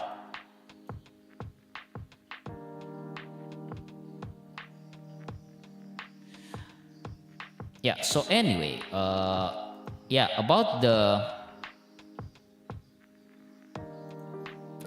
let's talk about my actual honey song 3x3 because this is one of my favorite artists. Yeah. Let's turn off my reverb first because I'm actually saving this for a separate stream. So this is my greatest music 3x3, which actually just influenced my musical taste. Yeah. So from the top we have Project Pop, and then on the top we have Project Pop, we have Niji, and we have Peter Pan, which is Indonesian bands, and then in the middle we have Iwan Fals, and then Perfume, we have Onitsuka Chihiro, and then at the end, at the bottom row, we have Okazaki Taiku, Monkey Magic, and Sakan Action. Wait, Monkey Magic? Really? Hold on, because I do remember I have a different list. How about opening classic Dragon Ball? I mean, we could do that. Fushigi Adventure. But we're probably just going to do the... Oh, hey Ruto. Oh, hey Ruto. Congratulations on your debut anniversary. How was it? OP Dragon Ball Indo. Yeah. We're doing an impromptu karaoke session because my YouTube chat asked me to do it. Do you have any requests? We're about to do Fushigi Adventure.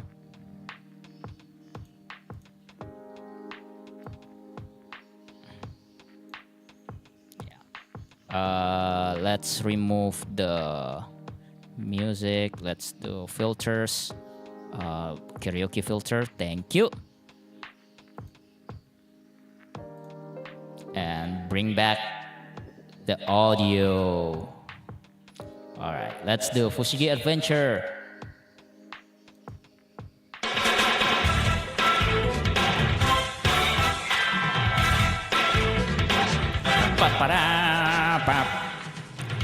Orang pun datang dan akan kembali, kehidupan kan jadi satu.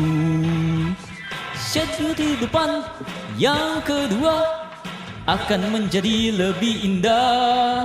Siapakah yang dapat melaksanakan? Sekarang berusaha mewujudkannya. Cahaya cinta perlahan menyilaukan. Itulah mimpi kehidupan kedua. Mimpi itu dari mana datangnya?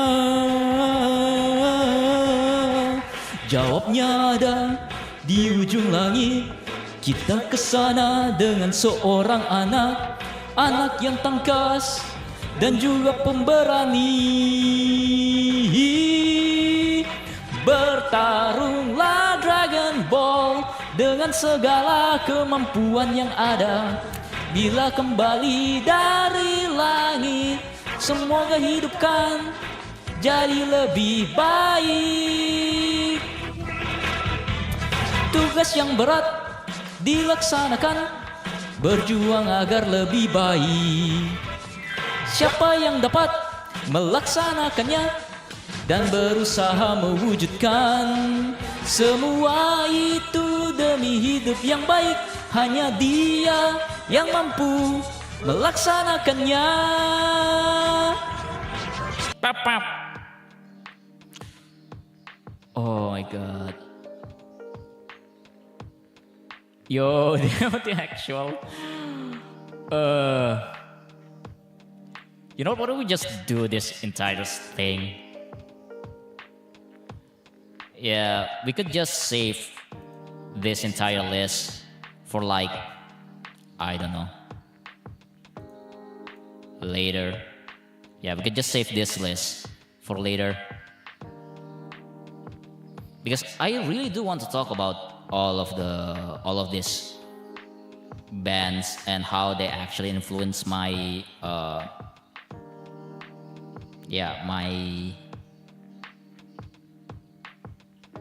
music taste. Like, I'm going to take a nap. Oh, okay. So, okay, we're gonna do a little poll, okay? So, everyone in the chat, type 1 if you guys want me to do my song 3x3, or type 2 if you guys want me to do this, the anime and tokusatsu opening in Indonesia, just the nostalgia list. Okay, Gordak, have fun sleeping. Okay, so type 1, I do my karaoke 3x3.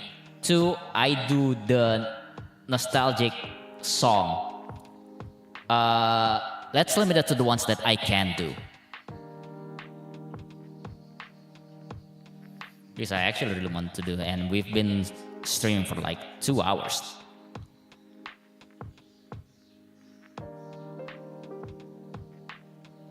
Dun dun dun, dun dun dun.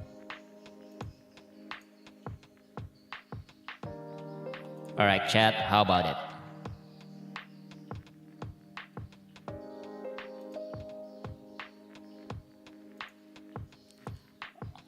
Again, okay, so supposedly Twitch has this poll feature, but unfortunately it does not apply for non-affiliate. So if you guys could follow me on Twitch, get me to affiliate so we can actually do this poll. Yeah, that would have been great. That would have been great, chat. Yeah, follow me on Twitch. Go to twitch.tv/citrus_nanaten and subscribe now.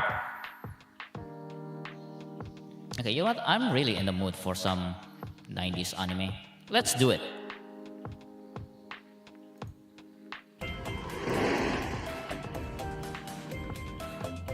Yeah, that's good. Let's get the 90s. Let's get this copyright strike.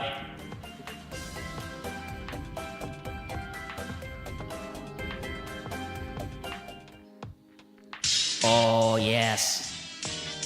Here we go. Let's go. Do they have the lyrics too?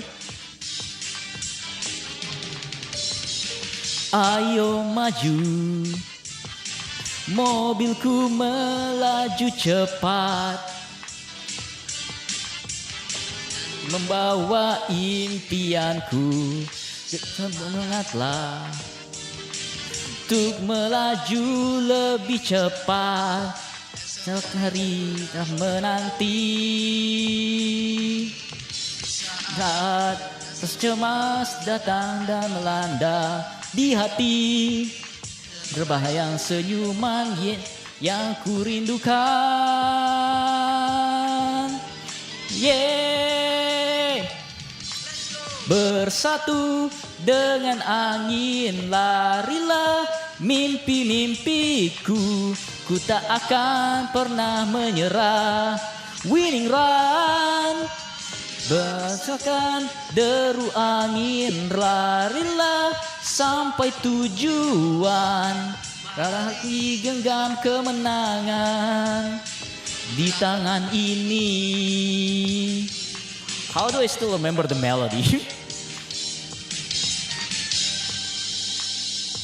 Yeah, we need to crank up the volume.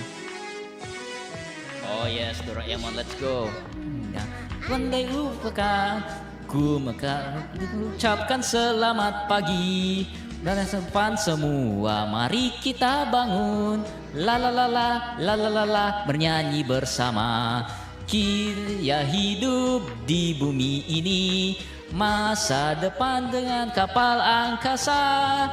Masa banyak berhip ria, menjadikan satu-satu kita wujudkan. Kita hidup di bumi ini, pagi ini, esok dan seterusnya. Sangat banyak kota impian, menjadikan satu-satu kita wujudkan. Kita hidup di bumi ini, pagi ini, esok dan seterusnya. La la la la, la la la la, kota impian, menjadikan satu-satu kita wujudkan. Yeah, it just keeps looping.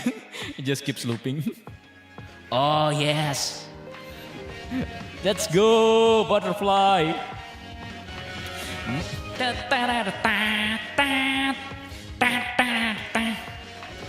Menjadi kupu yang sehat, terbawa angin berkilau, saat pergi untuk bertemu di kau.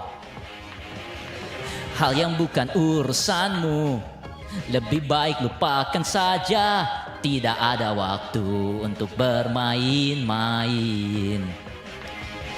Apanya wow wow wow wow wow bisa dicapai di langit ini, tetapi wow wow wow wow wow kita tidak tahu rencana esok hari. Setelah mimpi panjang tiada akhir, di dunia sepi hingga pikiran bersemangat, kelihatannya akan kalah, tapi sepak sayap tiada kabarnya. Hanya berhayal, ku yakin bisa terbang, oh sayangku. I really hate the delay between the lyrics. Yeah.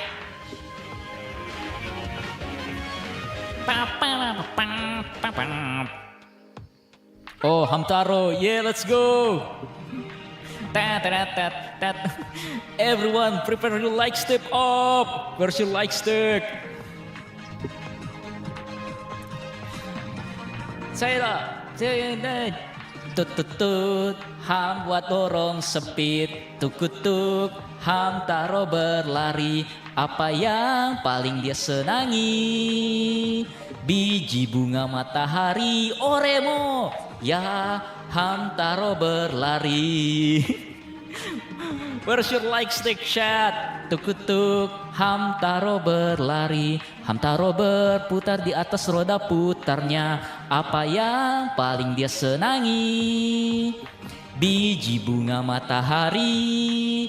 Tuk ya ham taro senang berputar. Tuk ham taro tidur di mana saja. Apa yang paling dia senangi? Biji bunga matahari. Ya ham taro tidur. Yeah, let's go chat.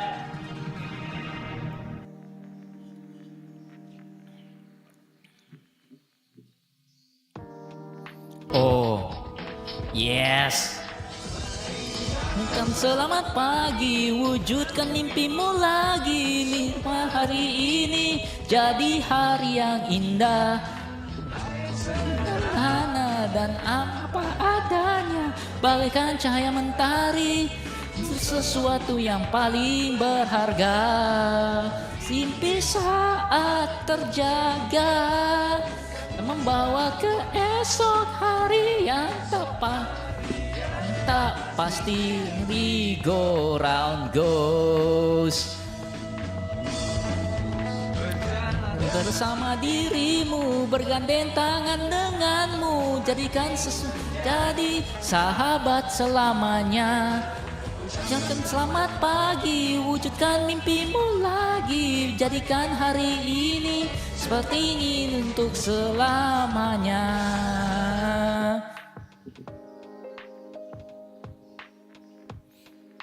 I haven't. Yeah, Captain Tsubasa. Let's go.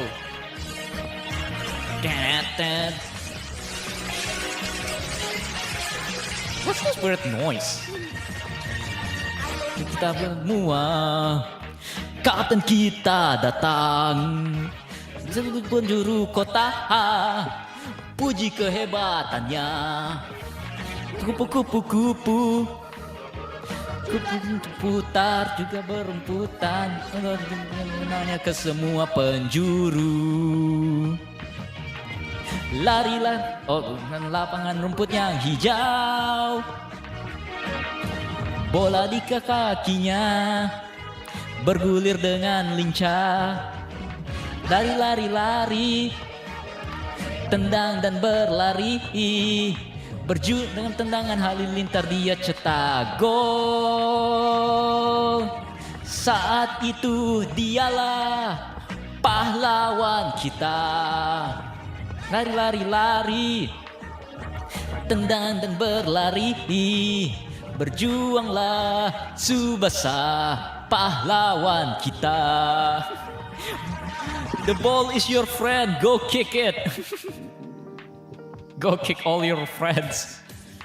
Oh yes, yeah, Road to 2002. Yeah, let's go Dragon Screamer.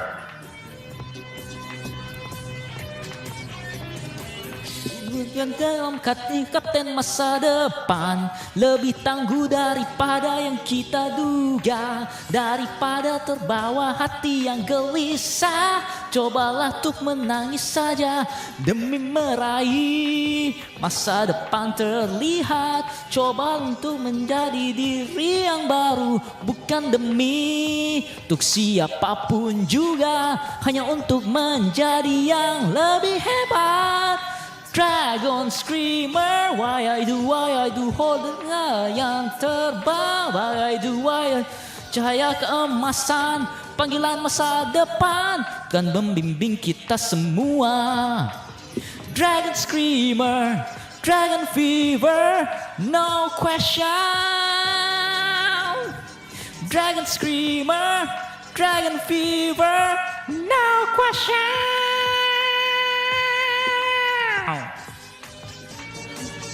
Okay, full disclosure, okay, so hold up.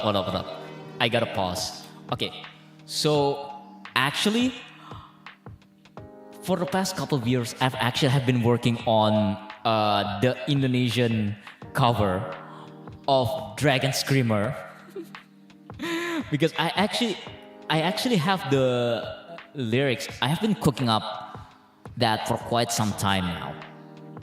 I just haven't recorded it yet.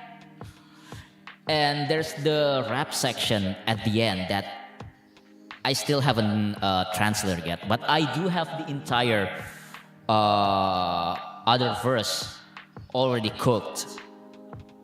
So if you guys requested it, I will do a cover of that. I will do a full cover of that song. All right, move on. We have Senseiya.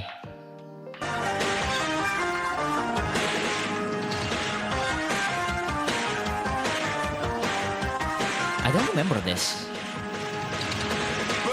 Erat hatimu kosmos, hangatkan, bakarlah relung-relung hatimu, nyalakan pada sakit di hatimu, saling bersumpah demi masa depan.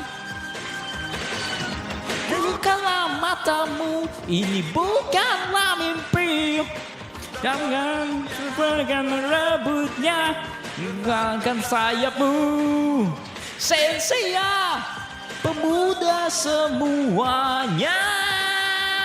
Senseiya, song-song hari esok.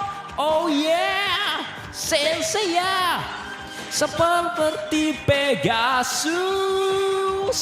Sekarang saatnya letakkan saya. Oh my god, this song is so hype. Yeah. Oh, Shaman King, yes. Oversoul, let's go. Salibim selalu bersimpangan. Di dunia tempat kita berdiam ini, terakhir jiwa baru menggantikan yang lalu. Terus terulang di dalam aliran sang waktu. Ketika terlintas rasa putus asa, kekuatan mimpi pun menghilang. Ayo kita sekali lagi di dunia ini. Di jalan kebenaran ini, impian akan tetap hidup. Hilanglah kekuatan yang terpendam. Di jalan kebenaran ini masih tersimpan kegelapan. Singkapkanlah itu semuanya. Pedang yang telah diayunkan bukanlah untuk menyakiti. Dengan kekuatan kita berikan dia. Dengan agungnya berikan cahaya, revive a soul.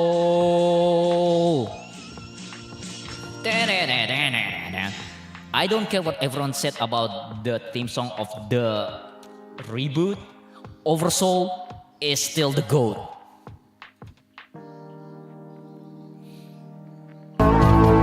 Oh yes,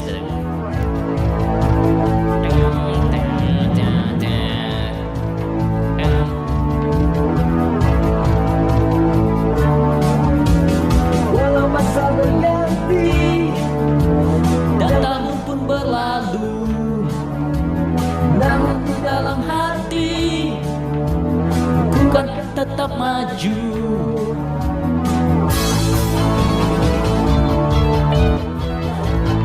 I just love this guitar riff. Walau tidak menghadang masalah ku hadapi, semangat ku terjang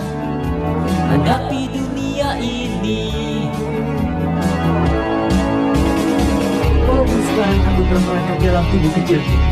Namun aku akan Ya, menghadapi. Aku tidak akan pernah ragu.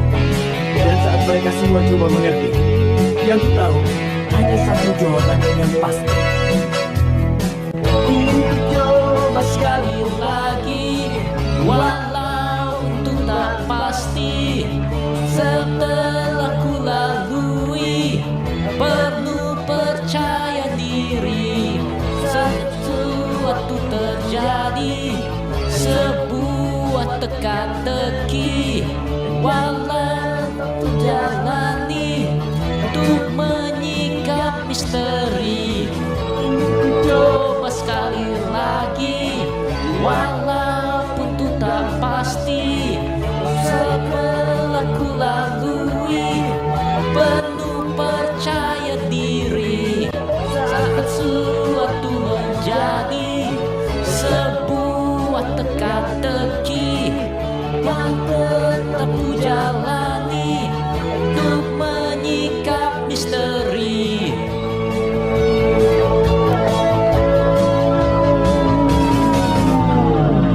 Yeah. Okay, what's next? Oh, Sailor Moon. Nak, raya boleh.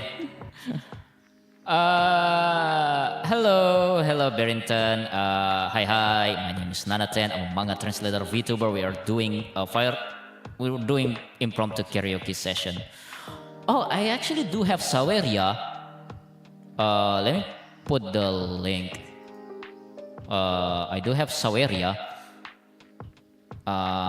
If you want to just give me money, please give me money. I spent a lot on my cats. I do have Saweria. Hold up. Give me money. THR bang. Give me THR.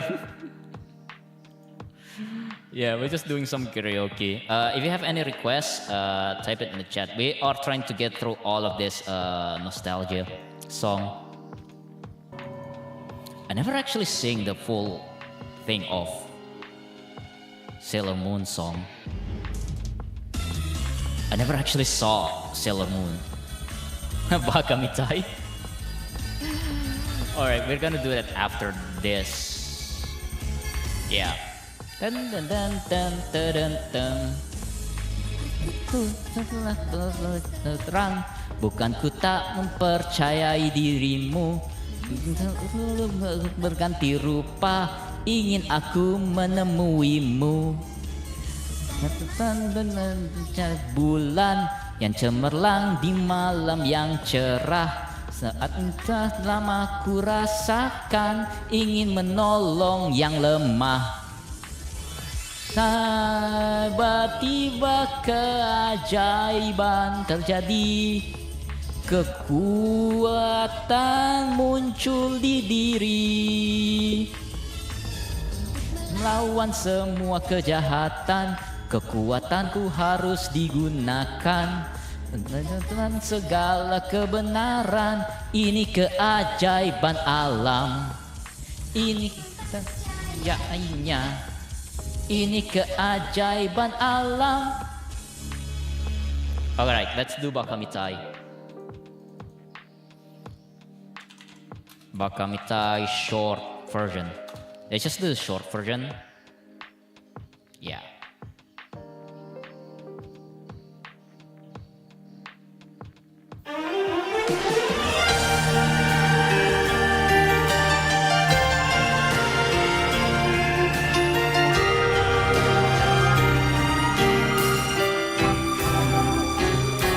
Bakamitai 子供なのね夢は追って傷ついて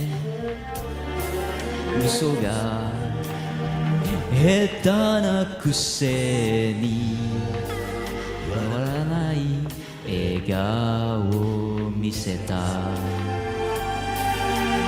I love you も特に言わない口下手でほんまに不器用なのに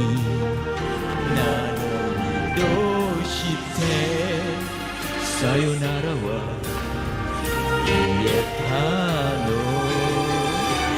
Dame da ne, dame yo, dame nano yo. Anta ga suki de, suki de. Dore dake tsuyoi to sakete mo yugamanai omoide ga baka mitai.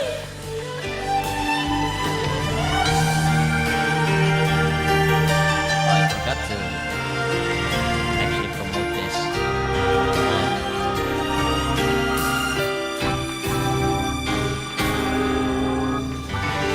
We moved on to do an impromptu karaoke session. Multi-streaming on Twitch and YouTube. And a bunch of tags. VTubers, hashtag VTuber. I believe there's an actual Japanese tag. Yep. Oh, sama ranking. Alright, that's one request done. Let's go back with our actual nostalgia song.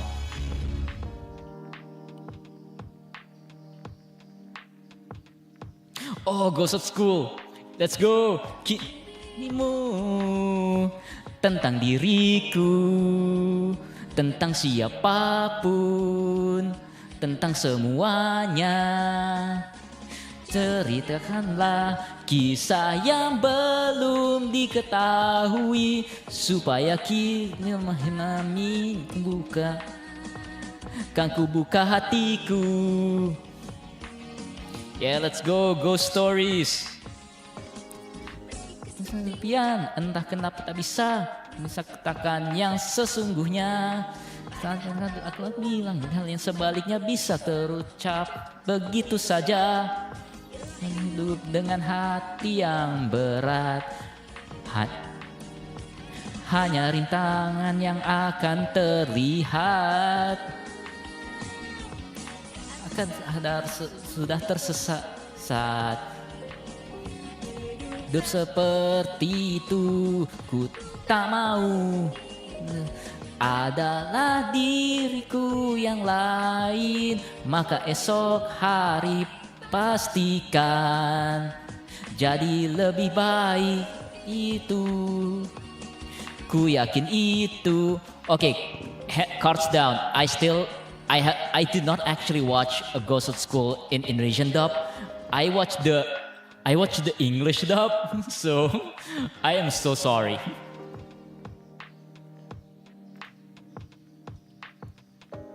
Alright, next song. Oh yes, Minky Momo, let's go. Oh hey Hong, we're doing karaoke. Minky Momo, cobalah kau dengarkan. Love, love Minky Momo yang ada di hatiku. That's as far as I know the song. Ku penyihir dengan rasa berdebar, menunggu di seberang jalan itu. Entarlah tuh kisah cerita mimpi denganku. Yang dari mana, jadi apa setelah dewasa, jadi apa kan Zosia edition. Yeah, we are currently doing an impromptu karaoke session where I just sing a bunch of Indonesian version of old animes from the 90s.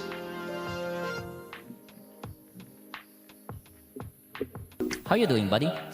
Wait, I don't know this. Okay, so we're just gonna skip this. Sahabatku dari luar angkasa, Apa yang terjadi?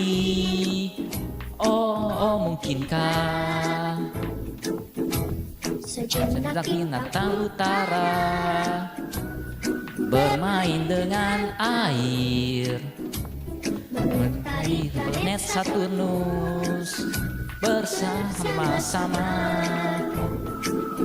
Kata-kata yang indah tidaklah perlu, sungguh menyatakan hati, hingga waktu pun terlupakan.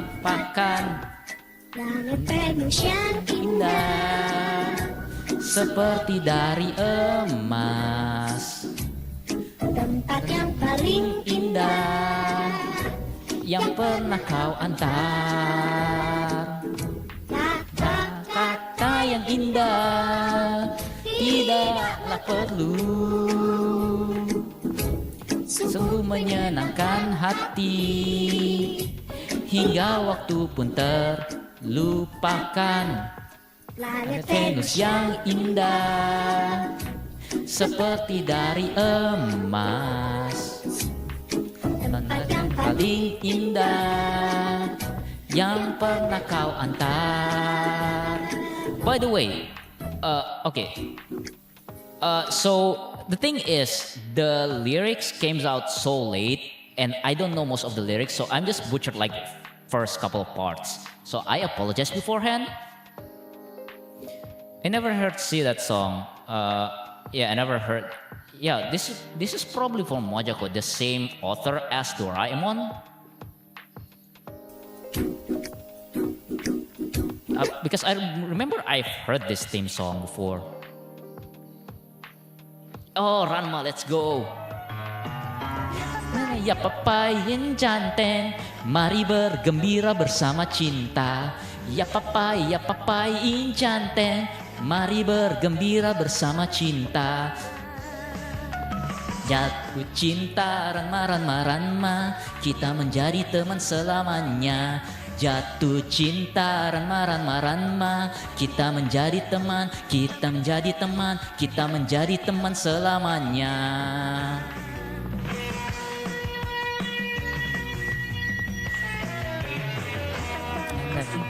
Dengan tenang, jangan seperti kuda liar. Katakan bersembunyikan angin, dadaku jadi terasa hangat. Ya kau hidup di hatiku, soal mengganggu jiwaku. Malam ini tak apa-apa, sangat esok pun tak mengapa. Bikin pusing kepalaku, ya Ranma, kita menjadi teman selamanya. Berdua di pantai yang sepi, mari berjalan berputar-putar. Bola mata pun menjadi bulat, maju berjalan menakutkan. Lautan ombak pun pergi menjauh. Dare you to sing Bengawan Solo. I actually don't know that song. I feel like a fake Indonesian, because that's the only national song that I don't know, Bengawan Solo. Probably because I'm not in Jawa, because I'm not Javanese, because I live in the middle Indonesia, so I don't really know the actual river. I know the song. Okay, let's try it. Bengawan Solo. Let's try it. I feel like a fake Indonesian. Oh, hey, my drop. Hey, Phil. Hey, thank you for the subscribe.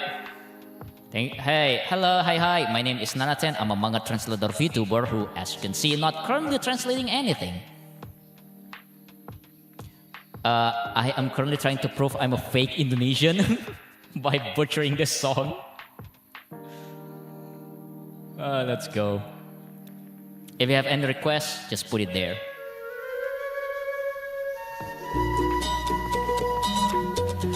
Again, what is this river? We all bastards of our nation. Bengawan Solo.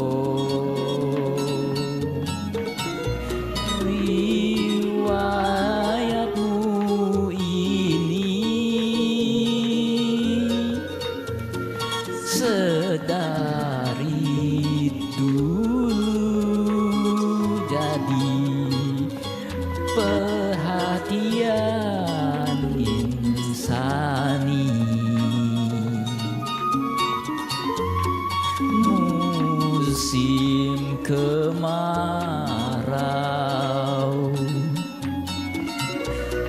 tak seberapa ilmu. I'm overcompensating my lack of knowledge of the song with vibrato. Hujan air meluap sampai jauh, mata airmu dari Solo. I don't know what Cambodia song. Terkurung gunung seribu, air mengalir sampai jauh, akhirnya ke laut. Itu perahu,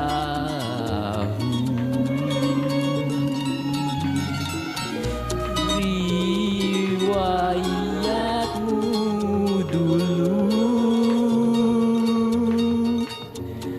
Kaum pedagang selalu naik itu perahu. Yeah, what's up, Pong?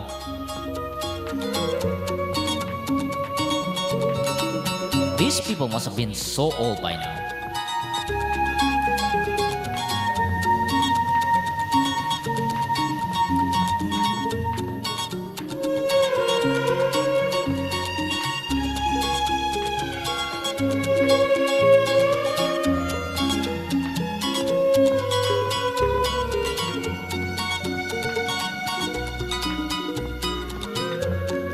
Mata airmu dari Solo, terkurung gunung seribu,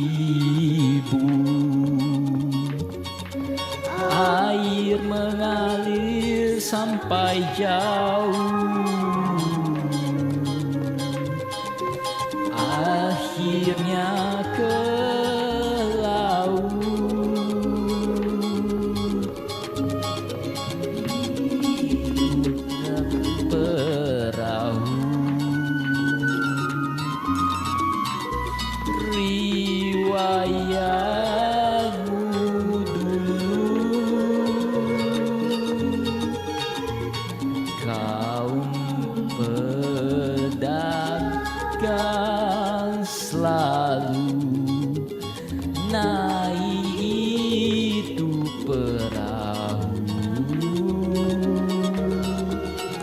Okay, the Cambodia song. What Cambodia song?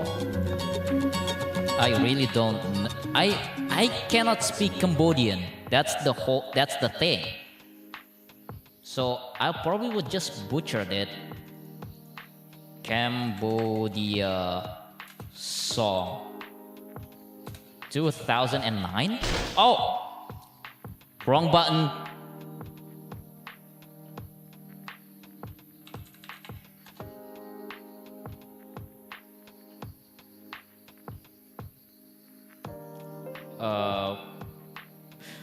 What is this? I look at the Cambodian character. What is this?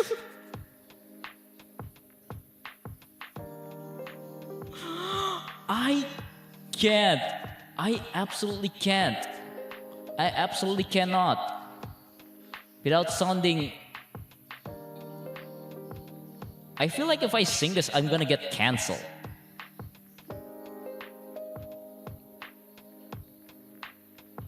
Oh, it says remix. That's probably... Like... I can't read this. Well, we all Asian, to be honest. Yeah, and...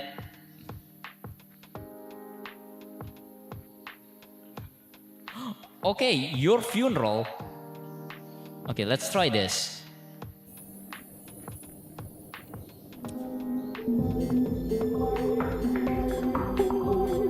This is just... What? What is it Dragon State Dinte? What is this? Maya he, Maya hu, Maya ho, Maya ha, Maya he, Maya hu, Maya ha, Maya ha. Hello, honey, it's me. Oh, say hello. Check to the sub. Scat trong chuột ồn xua bendo. How are you? Alo, alo, it's me. Only day mà đánh mình to. Trong miền này hàng, riêng xa túc không bè đâu. Calling you but nobody answer. Nobody answer. Nobody answer my call, calling you. Bánh chẳng pi đun chết bò, liệt bánh đông trong óc chun say. Calling you but nobody answer. Nobody answer. Nobody answer hideaway. Calling you, cô chất án nất mê đầy. Chắc tới dây trong stay xa xôi. Sầu lạnh, dù chất kịch đón. Trong bài I bought something too much, the color of my love.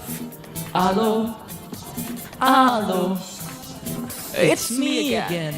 Su trom một cรั้งนิយាយលេមុននឹងចូលគេចង់ចូលចេញចង់ស្ដាប់សំដី Calling you but nobody answer. Nobody answer. Nobody answer my call, calling you.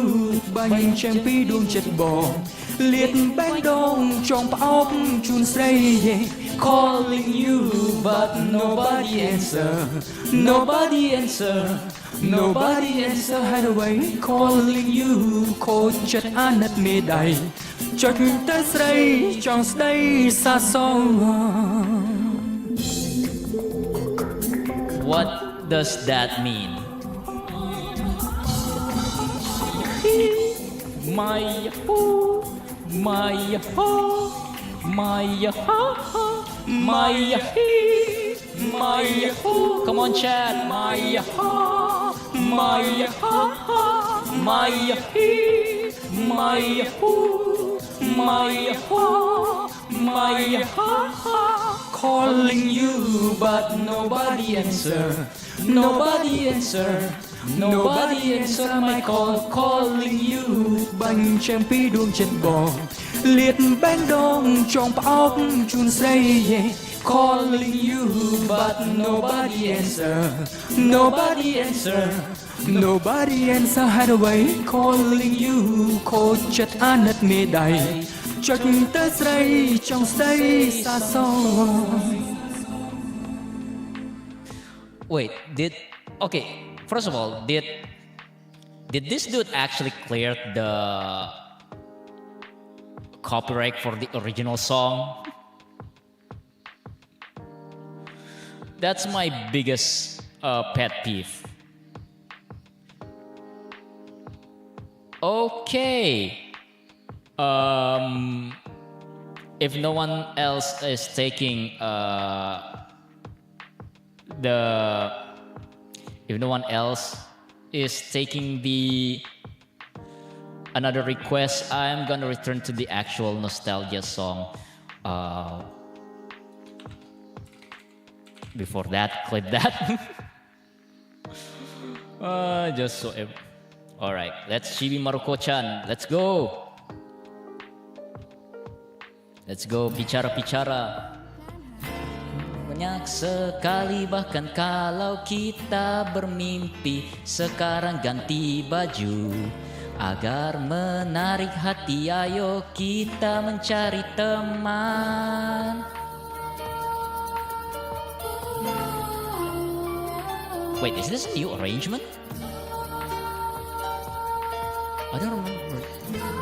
Oh, this is a cover. jalan panjang menuju langit biru. Tiba-tiba kulihat seorang anak yang menemukan harta karun di dalam sana. Alangkah senang dan hati gembira. Lagi angin padang rumput di sore hari, sampaikan salam gembira. Hal yang menyenangkan hati banyak sekali, bahkan kalau kita bermimpi. Sekarang ganti baju agar menarik hati, ayo kita mencari teman.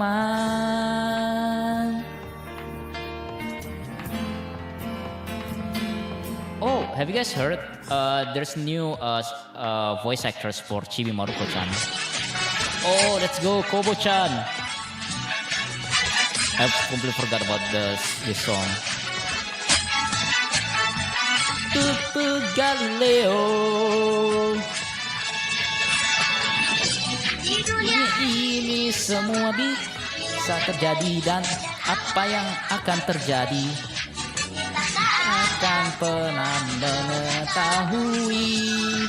Marilah kita hadapi, pasti ada jalan keluar. Dan siapa yang akan bahagia? Ca-ca-ca, terus batu. Nipon, ca-ca-ca, lenda Galileo. Nipon, ha-ha-ha, tawa canda adu mana-mana. Dari ha-ha-ha-ha, aku benci makan pisang. I don't.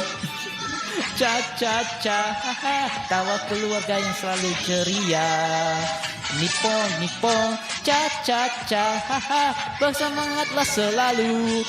I don't know what they have against bananas. What do you have against bananas? Oh, which version is this? Seluruh kota merupakan tempat bermain yang asyik. Oh senangnya, aku senang sekali. Walau begini, aku pun jadi sibuk, berusaha mengejar-ngejar dia. Matahari menyinari semua perasaan cinta, tapi mengapa hanya aku yang dimarahi? Di musim panas merupakan tempat bermain gembira. Sang gajah terkena flu, pilek tiada henti-hentinya. Sang beruang tidur dan tak ada yang berani ganggu dia. Oh sibuknya, aku sibuk sekali. Okay, will we actually sing the ending song? The party join us.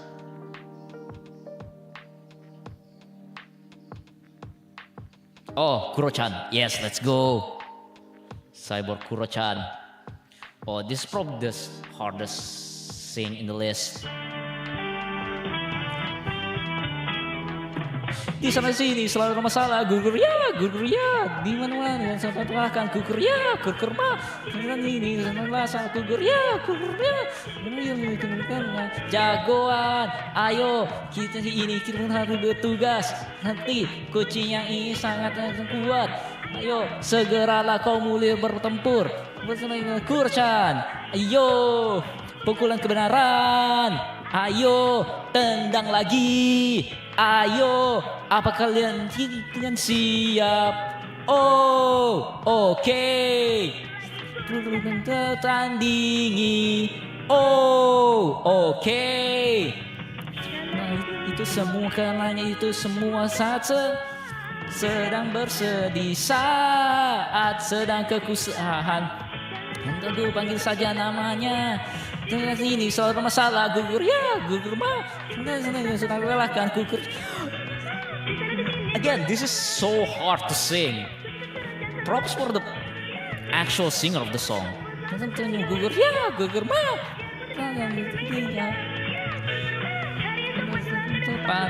Gugur ya, what? Ayo maju. Oh my god. Yeah, you guys should watch the Cyborg Kuro-chan. It's so wild. Oh, P-Man. Wait. P-Man, P-Man, P-Man. Ku panggil dia P-Man. Sekarangnya yang datanglah oh P-Man. Datanglah ke rumahku. Datanglah oh P-Man. Ke dalam hatiku. Datang data cinta. Memberi semangat P-Man, P-Man, P-Man. Nah, ini kita bersama.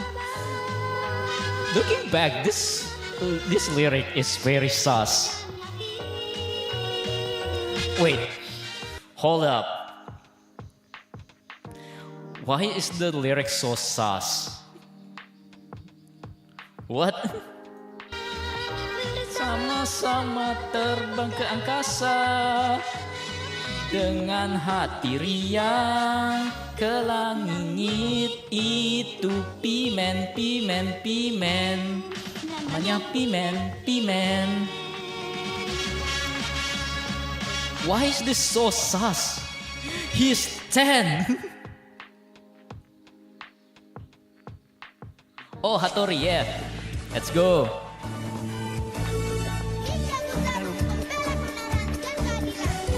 Mendaki gunung, lewati lembah, sungai mengalir indah ke samudra, bersama teman bertualang. Jangan baru belum pernah terjamah, suasana yang ramai di tengah kota. Lalu waspadalah kalau berjalan, siap menolong orang di mana saja. Gozaru, Gozaru itulah asalnya, pembela kebenaran dan keadilan. Hey Ninja Gozaru. Ninja Hattori yang mulai beraksi, menjaga anak-anak bermain di taman. Bunga-bunga indah terbang ke awan, membawa hati kita jadi gembira. Gozaru, Gozaru itulah asalnya, pembela kebenaran dan keadilan. Hey Ninja de Gozaru. Oh my god. Alright, next song. What? Oh, wait, we already did this. We literally already did this. Orang pun datang dan akan kembali, kehidupan kan jadi satu. Siapa yang dapat? Ya, oh whoops. Akan menjadi lebih indah. Siapakah yang dapat melaksanakan? Sekarang berusaha mewujudkannya. Cahaya cinta perlahan menyilaukan, itulah mimpi kehidupan kedua. Mimpi itu dari mana datangnya? Cahaya ada di ujung langit, kita kesana dengan seorang anak, anak yang tangkas dan juga pemberani. Let's go chat. Bertarung dan Dragon Ball dengan segala kemampuan yang ada. Bila kembali dari langit, semoga hidupkan jadi lebih baik. Tugas yang berat dilaksanakan, berjuang agar lebih baik.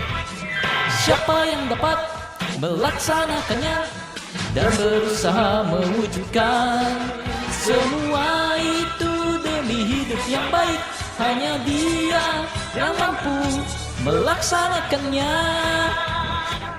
Alright, let's go. Dr. Slum is next.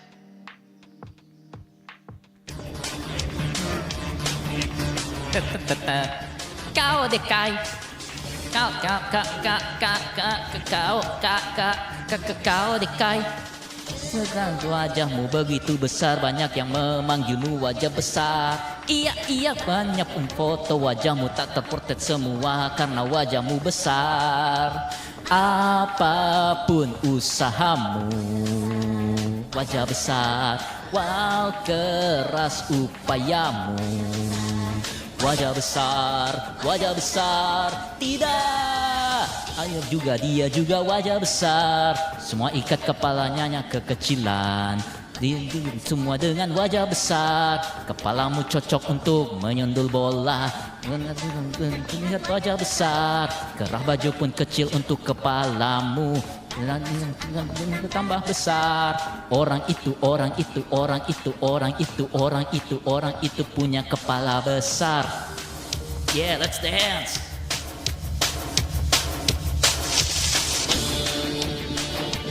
I actually have the full. Apapun juga takkan bisa diubah. Wajah besar, tidak. Wajah itu apapun, kemanapun pergi tetap berwajah besar. Dia bisa terkenal di antara makhluk luar angkasa. Dan bertambah besar. Orang itu punya kepala besar. Yeah, okay. Full disclosure, I actually have the full trans-lyric. I actually have the full trans-lyric of this song. So if you guys requested it, I can make the full cover of this, the full version. I'll even do the Arale voice if you guys wanted to, because the original song was 2 octaves higher, because the original vocal was 2 octaves higher than this, and it was saying like kau dekai. I'll do that in that voice. So if you guys requested it, let's go. Okay, what's next? Yu-Gi-Oh! Okay, so next, Hachi and Kamen Rider Black and Kuga. Yang belum terbaca, entah kenapa ku jadi ingin membacanya. Di sudut kamar bertumpuk CD game. Takkan berarti kalau tidak dimainkan. Kamu yang ada di hadapanku, meski ku coba untuk menyapa, tetapi kau tetap tidak mau mengubah raut di wajahmu itu. Padahal di sini ku dekat denganmu. Saat sampaikan, tak tersampaikan perasaan ini. Dan sebenarnya yang paling berharga bagi diri kita. Alright, next. Let's go Hachi. Honeybee Hachi. Mama, di mana engkau berada? Mama, ingin sekali ku bertemu. Si anak yang sebatang kara pergi mencari ibunya. Di malam yang sangat dingin teringat mama. Walaupun kesepian, Hachi tetap gembira. Mama, di mana engkau berada? Mama, suatu saat pasti bertemu. Mama, Mama, Haji ingin bertemu. Mama, Mama, saat pasti bertemu.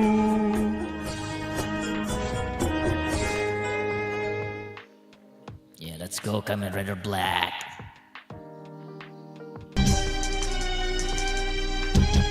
Yeah, let's go my first Kamen Rider.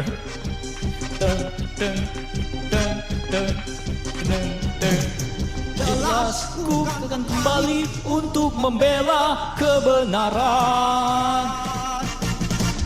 Lelah pun membisu mencari kedamaian, menggenggam semangat yang tak padam. Ikuti langkah hasratku. Telah ku bulatkan tekad berjuang, selamatkan dunia. Bertambah cita-cita agar damai di dunia. Aku siap berkorban melawan iblis yang jahat. Jelas ku kan kembali untuk membela kebenaran, demi masa depan bagi bumi yang tercinta. Tetap mengabdi, tetap mengabdi. Kamen Rider Black. Oh, I don't remember this kura. Kita mulai dari bintang yang putih terakhir. Tamu yuk. Sekarang adalah waktu paling tepat. Kuga satria baja hitam, Kuga pahlawan kebenaran, Kuga memang kuat sekali.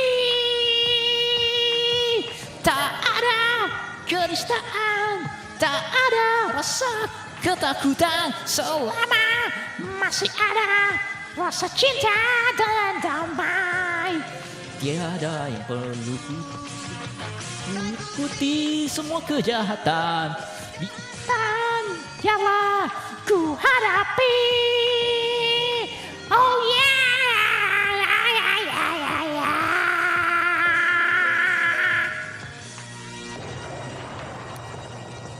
Wait, I don't remember this one. What is this?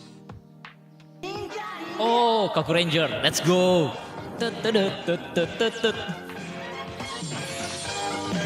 Let's go.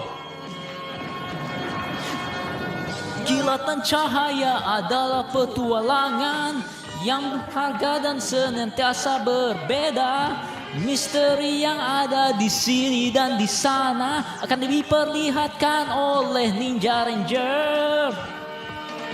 Mimpi adalah sesuatu yang indah. Angin bertiup di pinggiran pantai, gelombang memuncah tebing pantai. Ada makhluk menghilang ke dalam lubang yang hitam. Itulah apa ninja, pasukan Ninja Ranger, pasukan Ninja Ranger.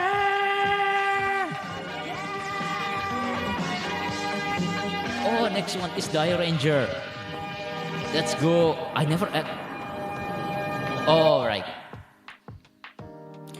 Die Ranger. Let's go.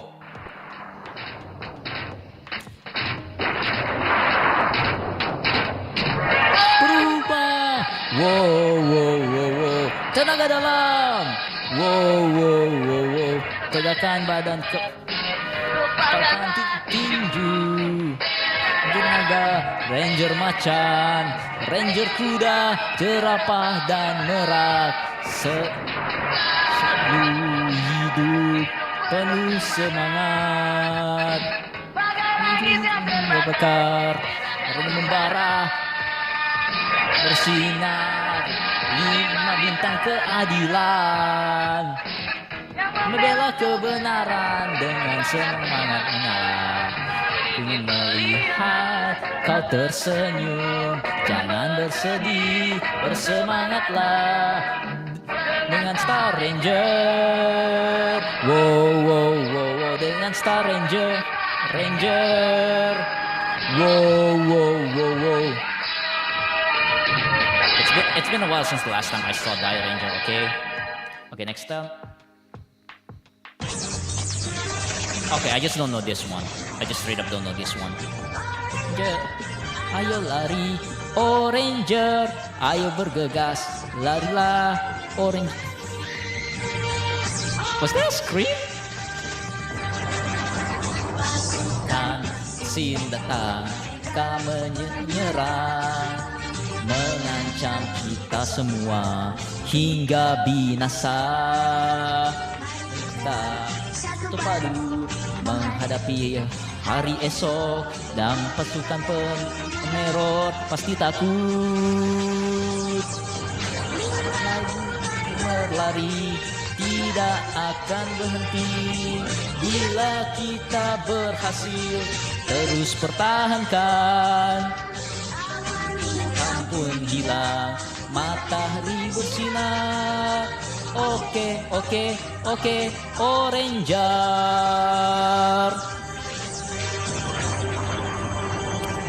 Okay, so yeah, that's the end of the playlist. They kind of miss like a bunch of songs, like Nintama Rantaro, right? They miss Nintama Rantaro. What else?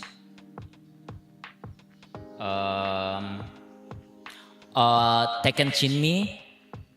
They miss Kung Fu Boy. What else?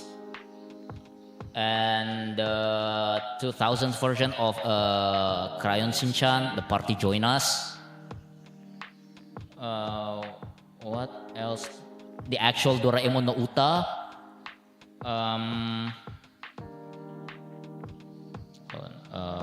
Let me go. What else? I believe Samurai X, they immediately just used the Japanese opening. Okay, let's go with some of the things that we missed.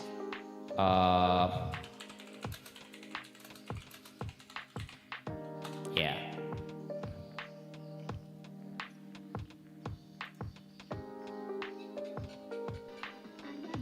Cebok layang di langit, matahari terbit di sebelah barat. Semua jadi aneh, pusing puyeng pening. So what don't worry. Air matamu itu kan kuubah menjadi senyuman dengan sihir bahagia. Itulah party join us, party join us, party join us, party join us, goyang pinggul, party join us, party join us, party join us, ayo nyanyi bersama. Yeah, don't forget to like and subscribe. Tikus tanah raksasa muncul dari tanah, lihat matahari dan jatuh pingsan. Benar terkadang ada hari seperti itu, tak usah peduli lagi sajalah. Party join us, party join us, party join us, ayo nyanyi bersama. Oh, and the Legend of Condor Heroes. Yeah, that's the opening of the day, miss. What's it called? Ninja Boy.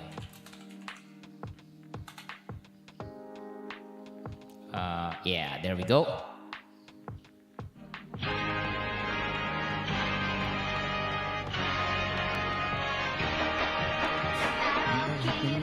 Maru dan Sinbe, orang sahabat, berjalan di perguruan ninjutsu, menjadi murid ninja boy. Cita-cita sungguh tinggi sekali, apapun dia hadapi. Walaupun penuh bermacam rintangan, tak tergentar di hatinya. Segala yang diharapkannya, kini semua tercipta sebagai ninja boy yang gagah berani. Ninja boy jagoan kita, ninja boy pahlawan kita. Dia membasmi kejahatan di muka dunia. Ninja boy jagoan kita, ninja boy pahlawan kita. Dia membela kebenaran, tangguh dan perkasa. This version is so different than the actual song. Okay. What else? Okay, so we got Ninja Boy. We've done Ninja Boy. We've done. We already did Captain Tsubasa. I guess we could do Condor Hero. Legend of Condor Hero Sub Indo.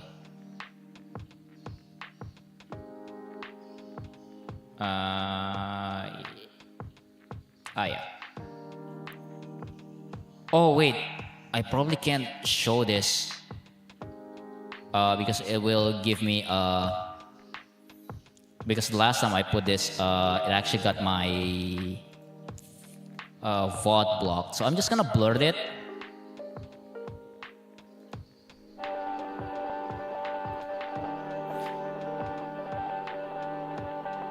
Kadang rasa hati ini membencimu, bencimu, karena kau hancurkan cinta suciku yang dulu pernah bersemi, peduli merasakannya. Cinta ini membakar di hati. Tak ingin mengerti, tak ingin berpisah. Memang nyatanya aku mencintamu.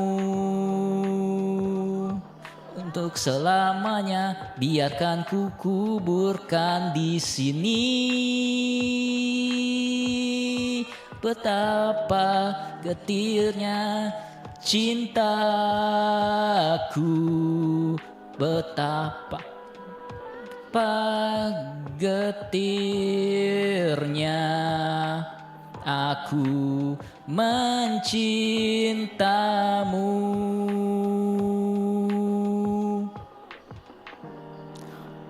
Oh yeah, if you guys please watch Legend of Condor Heroes. I hope I don't blow my mic way too much. Oh, catch me versi Indonesia, but that's not the official version. What else? Oh wait, did we really? 500 subs! We did a chat! Hey yo, 500 YouTube subs, let's go!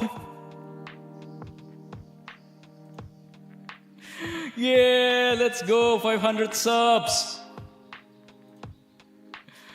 Let's go, chat! Yeah!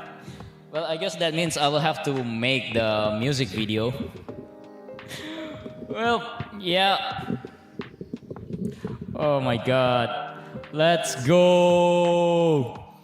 500 subscribers on YouTube. You finally reached it. I would like to thank you so much for every subscribers, especially the Japanese subs who has been carrying it. And special thanks to Takashi Sorimachi who has been carrying my channel for the past 5 months and got my channel from 420 subs to 500. Thank you so much, chat. Let's go for 600 by the end of the year. Let's go!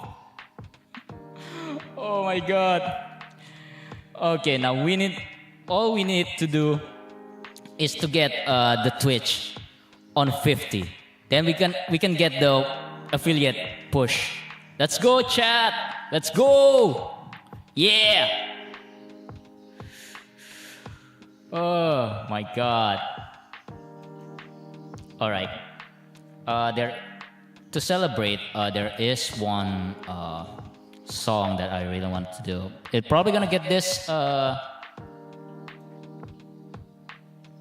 thing demonetized. Tabi no Tochu. Oh. There's karaoke. Is there this is the Emily version.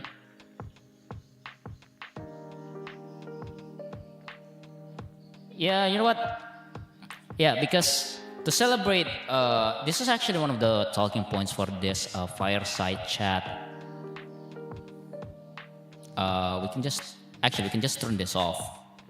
Yeah, because it's been one of my one of the talking points for the fireside chat. I wanted to talk about the new Spice and Wolf anime. And what are my thoughts? Well, thoughts? It's actually really good. Yeah. It finally became... Because people's concern about the new Spice and Wolf anime is that how it would, butcher it would taint the legacy of the original, because people really wanted to do the continuation of the story. Instead, we got a reboot. And I saw the first 2 episodes, and needless to say, all of those concerns out the window. It is a really good adaptation. In fact, it's actually much better than the original because it is much more fast-paced. Because one of my problems when watching the original back in 2012 is that back in 2010, 2011 is that it is really slow, like real slow. I mean, sure, the direction is fine. It's just that it was so slow paced that when I watch it, I would just hit fast forward. I just fast forward through it, just some of the thing. And it wasn't until a couple of years later, until like early 2020, to 2018, where I start reading the novel series in its entirety. Because there is no definitive way to enjoy Spice and Wolf. People say, watch the anime, but even then, they skip like a full arc in there on the anime, and then they ended the whole anime on a massive cliffhanger that never got resolved.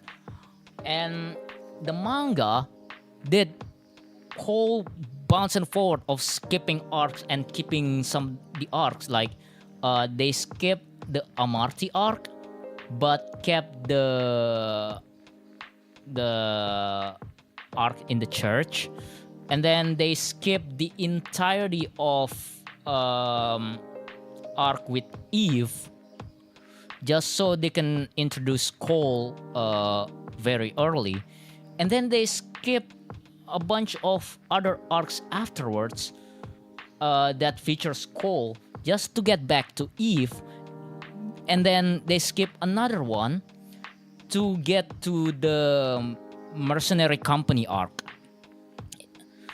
Yeah, but so there is no definitive way of enjoying Spice and Wolf. Well, there is. Just read the novel. But people who don't want to read the novel would have to resort to either the manga or the anime. So getting everything in this reboot, so people got a lot of concern. Maybe they will skip a bunch of arcs, maybe just to get to the good parts. Maybe they'll do the best of compilation of Spice and Wolf. But now that I watched the first 2 episodes, I mean, my eyes get misty when I watched the episode. I was grinning ear to ear when I watched it because it's still the same. I mean, of course, they got the directors of the original show. They even got the original voice actors and actress for Holo and Lawrence to reprise their roles. And so the on-screen, and they still kept the on-screen chemistry, because because that's the part of Spice and Wolf where you can't fuck up. You cannot fuck up that the chemistry between Lawrence and Holo. It needs to be there, or else Spice and Wolf would just be a boring show about economics. And then there's also the soundtrack by Kevin Penkin, the main composer for Made in Abyss. And that's just completely enhanced the experience. So, yeah. For those who have concern of the new Spice and Wolf, let me assure you, it's good.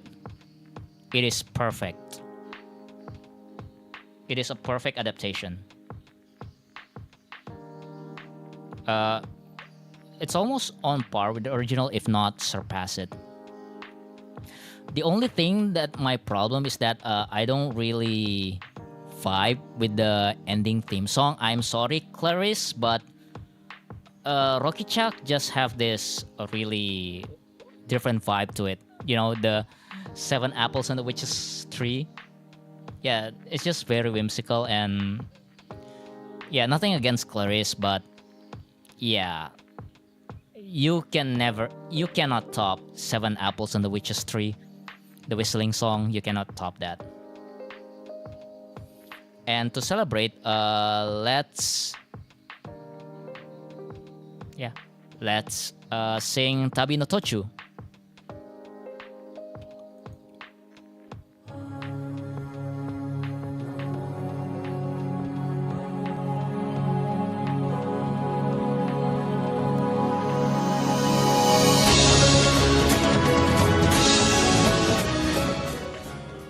I'm probably gonna get copyright strike for this, but I don't care.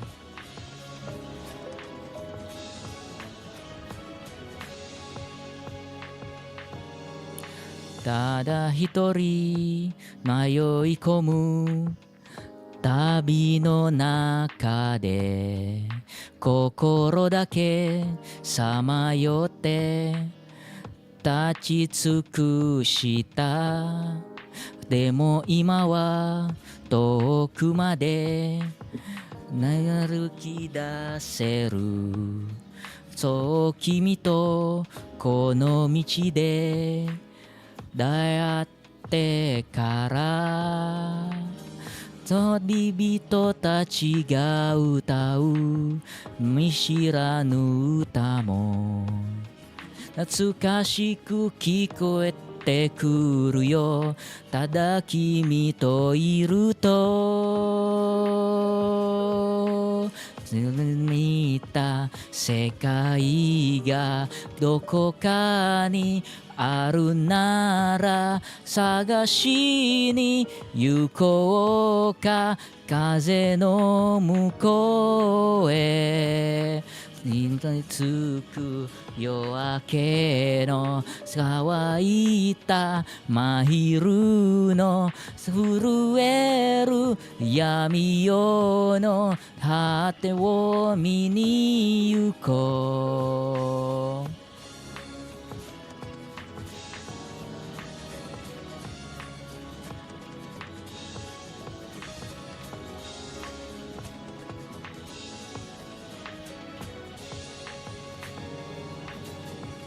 Okay, that's the end. We're not gonna get copyrighted. Okay. Does anyone in the chat still has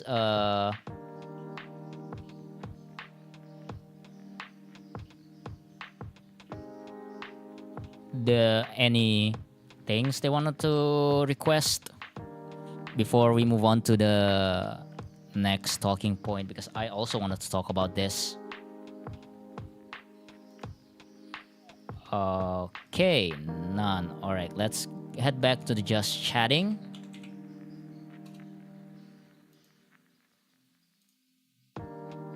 Yeah, because I really wanted to talk about this. Yeah. So for the past couple of days, I've been hanging out with my old buddies from high school, and we just catching up on old times, hanging out, just do what lads do. And last night, we decided to go and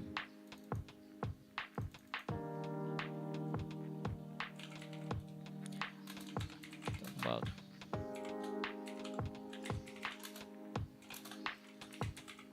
yeah. So we went to see Godzilla X Kong. We wanted to see it like 2 days ago, but we there's some miscommunication with the scheduling stuff, so we had to return for the next day. And really, yeah. So, Godzilla X Kong. What are my thoughts about it? Well, my friend thinks it's way much better than Godzilla vs Kong.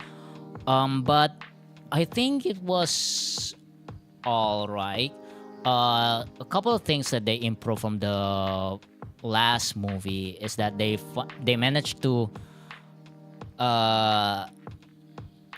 shrink the human cast. They managed to get less of the human cast, so there's less plot from the human side, I guess, because the last time on the Godzilla vs Kong, there's just way too much human characters in it, and they for each side, and they both have separate plot, and I could barely care about. Again, it's really hard to care about the human characters in a monster movie, especially the Hollywood monster movie. It's really hard to care about them. But now with the reduced number of the human cast, we actually have more time to focus on the actual monsters, which is how we got the plot with the Kong. This is pretty much a King Kong movie more than a Godzilla movie, in my opinion, because what Godzilla did is just sleep, wake up, attack a bunch of power plants, and then go to sleep. That's pretty much his involvement. It's like this MMA fighters out of retirement, which is actually how I looked at this film. It feels like an episode of a WWE wrestling match, and I am all in for it. Anyway, let's talk about the human cast. I mean, oh my god. I mean, sure, they need to bring back the characters from the previous film, but it's more in the side of the Kong side, because again, this is pretty much a Kong movie. But they did get Brian Tyler Henry. They got him back, and his presence in the movie was barely justifiable. So in the movie, the human team went to expedition to investigate an anomaly, and for some reason they brought his character, who is just a conspiracy theorist podcast, more than, I don't know, military guys. Yeah, and so the whole human team consists of a single mother, the scientist, the chosen one child, literally a child, a King Kong vet, like as if he is his doctor, and then a military pilot who, spoiler alert, immediately gets killed, and then Brian Tyler Henry's character. A conspiracy theories podcaster. It's just his presence in there was. They just need a comic relief character, and I believe the Trapper characters fit much more in that. But I believe they just need a token black guy, and I feel really bad because Brian Tyler Henry was a really good actor. Did I say Brian Tyler Henry?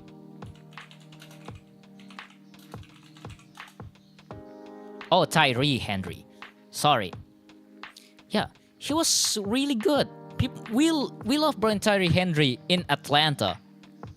And the fact that he was only in this film reduced to comic relief is really sad because I really love Brian Tyler Henry as an actor.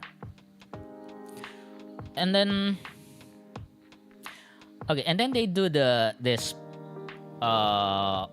whole side plot with the child and the main female character, with the child being the chosen one and how she doesn't belong in the outside world, and then they're bonding with the whole theme of found family and all that. I mean, it's good, but not enough of an emotional hook. I mean, that whole plot point is the resolution of that plot point is very predictable, for one. But it does not. But the positive thing is that it was so predictable. It does not take away from the actual experience. So that's a positive. Yeah, it was so cliche that it doesn't have to take away from the actual reason why you're here, which is to see Godzilla teaming up with Kong, and that's it. But then there's the Kong plot in all this. So they tried to do this old grizzled fighter bonding with a child, but plot point with the Kong and the mini ape Kong. But my god, is that little chimp so annoying. Like, that little chimp tried to kill him twice. Like, bait him to kill him like twice. But Kong still tries to bond with the child. And of course, eventually the chimp come around, but by that point I was like, dude, kick him.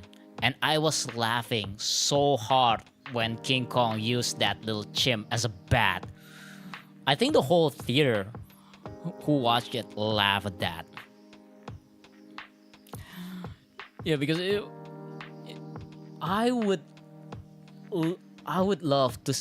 I really wanted to see the mocap session of that scene. I want to see how the actors, did they use a prop or did they use an actual baby and just swing it around? Oh my god. Yeah, but and let's talk about the villain of this movie, the Scar King. I mean, the concept is cool, right? An evil ape with who controls a kaiju with ice power. But I mean, the concept is cool. Yeah, and one of my other notes from that movie, there's a full-on society of giant apes, and they literally have a slavery system, as if the racism category is not there yet. That is so... Oh my god. With the Black King Kong as slaves. Like, should it... It's just another plot of Planet of the Apes they're going on. And I was like, when I watched that scene, I was like, okay, kind of weird that they have to have a full-on slavery system where they went and pick up some rocks, but for what? What are they building? That's my question. What are they building? And you can yeah, like, what are those apes building? Can we actually ask the screenwriters on that? Can we ask the producers on that? Okay. Those are just my pet peeve. The villains itself is really cool. The way that Scar King uses a whip or some sort, and it also acts as a weapon to control the giant monster. Yeah, so that was cool. Yeah, the first Kong fight scene is awesome. Again, Kong throwing a giant baby like a bat. That's one of the highlights. But then when they against Scar King,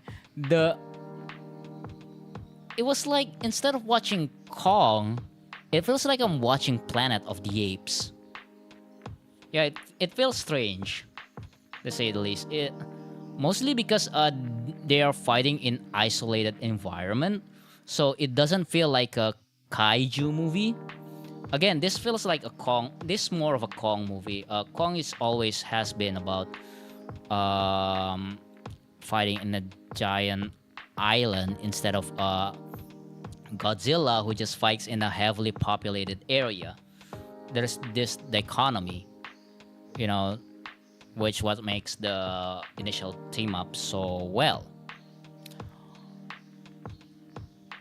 But with the scale, without the humans as scale for the King Kong section, without the humans running around without the building, it is really hard to tell about the scale of thing, to perceive the grand scale of things. So instead of feeling like kaiju movie, it feels like a Planet of the Apes movie, if you know what I mean. Because there's nothing to compare the size of the Kongs, of the giant monsters to, right? There's no building to compare on the size of the Kong and the King Scar. So that's my pet peeve on the earlier part. And and then there's this part when Kong received his upgrade, where apparently people were having an idea of giving Kong more weapons, just giving him an Iron Man suit. And apparently that gauntlet works for a frostbite, as pointed out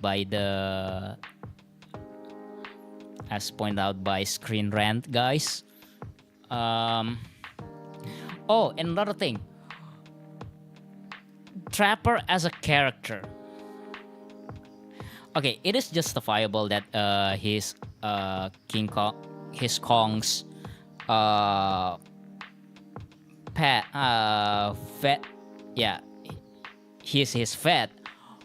But the fact that he's also a skilled pilot, he's capable of piloting the ship, so they can just go home. Even though, as we saw the previous movie and the earlier scene, it takes a really skillful pilot to actually enter the zone. So for him to just go there and manage to get them there safely is kinda odd. But then again, it's probably because they need to reduce the number of the human cast. They had to make this vet a capable pilot too. I'm just surprised that they haven't made him a marksman or expert in weapons. Just an entire Gary's too. What else? And then there's the whole plot with the chosen one thing. I don't mind that. Obviously, that's where they were going from the previous movie. So there's no problem with that. Again, the whole B plot thing with the mother and daughter bond is not too on the nose. And it doesn't take away from the actual plot, so I don't mind that. What else? Oh, there's one thing that I really want to talk about. The so this is spoiler alert. The anti-graph fight scene at the climb on the third act of the movie. Oh, that is so good, right? Because we've seen enough kaiju fight by that point. We got Godzilla versus the Leviathan thing. What's the name of that monster? I already forgot. We got Kong against a bunch of Kongs. We got Kong versus another eel. We got Kong versus King Scar, and a bunch. Yeah. So they need to shake things up, and the zero gravity is the logical next step. Oh, before we jump into the zero grav fight, Mothra. Let's talk about Mothra. Where's the picture? Mothra, Godzilla X Kong.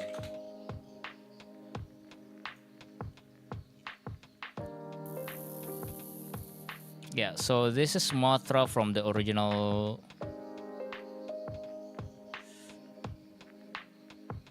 Yeah. So Mothra is returning.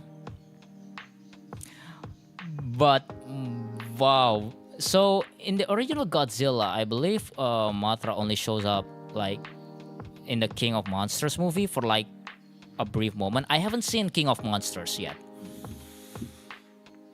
And the thing about Godzilla movies is that they always like so dark for some reason, but seeing Mothra just glows for the entire movie.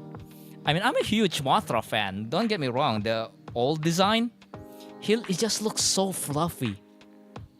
It just looks so fluffy with those fluffy moth and the eyes and the big blue eyes too. Yeah, he's like my favorite kaiju. And then to see him return just to stop Godzilla and Kong from fighting. The fight scene between Godzilla and Kong too is so funny.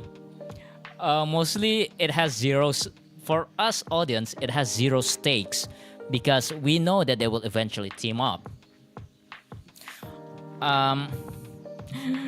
But then Godzilla just rammed Kong, and Kong was like, yo, dude, chill. Godzilla, chill. Daddy Godzilla, chill.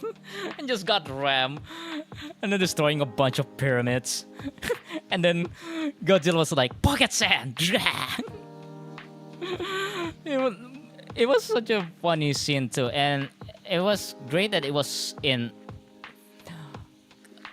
Egypt as a kaiju fight. Set piece is, yeah, kind of a fresh choice, because usually in a kaiju movie it was either in the mountains or in a highly populated area, or in the case of a bunch of Godzilla films, just under the sea.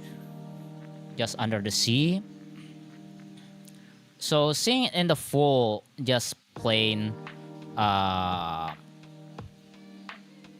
desert is another way to shake things up. But again, we got pocket sand from the good old Kong, and then it actually gives a justification on why Mothra glows so much. Oh, and by the way, the new design of Mothra, totally smash. Mothra looks like a mommy in there. Yeah, I would smash. Totally smash. Yeah. So, and apparently Mothra has this power of just teleporting the human for some reason. Yeah, he's just made of particles now. Yeah, Mothra just made of particles now. He just appears. And he can just teleport people. Yeah, so that's fun. But then again, it is Mothra. It feels kind of weird to see the Western design of Mothra compared to the regular Japanese kaiju Mothra. But hey, we got Mothra. And the fact that he's just there as a cameo, and he does help at the end, but just not in the fighting capacity. Because then again, Mothra is not a fighter. He's just there. He's just there to vibe. And then finally let's talk about the zero gravity fight. Good God, it was so good. It was probably the only justification to have Godzilla in space. It's the closest thing that we can get to Godzilla in space. Yeah, just have Godzilla fight in zero gravity environment. Like, wow. The entire set piece is just amazing. And it does allow for very creative fight choreography. And then we got to the Promise team up. And wow. Rio de Janeiro got fucked. Yeah, millions of people are dead in that scene. I mean, the moment where they froze a bunch of buildings, yeah, those people inside are dead. Which is another thing. Because some of those areas that Godzilla visited, I mean, they knew Godzilla was coming, yet nobody evacuated. Like, seriously, dude? Yeah, you should run away. Literally, Godzilla is approaching your area. The least thing you can do is stay out of his way.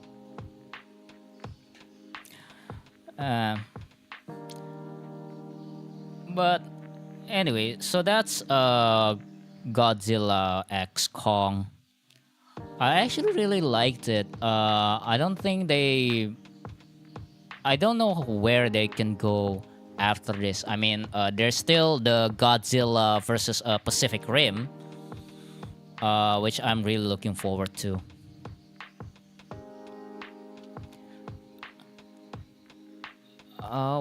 What I believe what my friend said about Godzilla X Kong. Yeah, anyway, yeah, it's a good movie. 7 out of 10. I still think Godzilla vs. Kong is much better movie because but both films actually delivers on what they promise. I mean, hey, they promise Godzilla and Kong teaming up, you get Godzilla and Kong teaming up. And there's less human characters,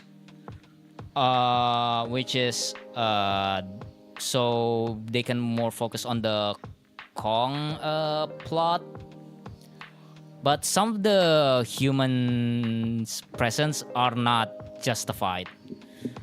Okay, again, nothing against Brian Tyree Henry, but why, out of all people in that facility, you ask the help of a conspiracy theorist podcaster? who, by the way, barely does anything in the previous film. Yeah. But if they could somehow make his presence a lot more justifiable in the next film, I don't mind, because I love Brian Tyree Henry. Yeah, but again,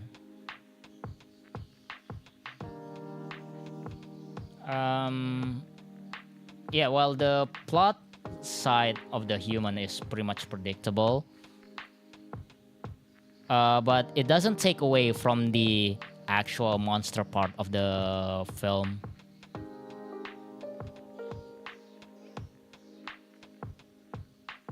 Yeah, anyway, so that's my thoughts on Godzilla X Kong. Let's see, what else do I have on my talking points? Yeah, that's pretty much it.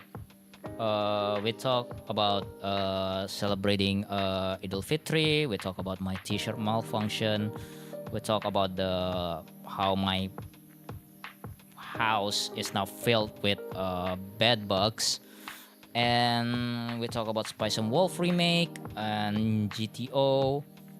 We did a full 1 hour review of that, and we talk about Godzilla and Kong, and we did karaoke. Yeah, I guess now is the perfect time to end tonight's stream. Let's see, who can we raid? Oh, Taka is oh wait, that was last night.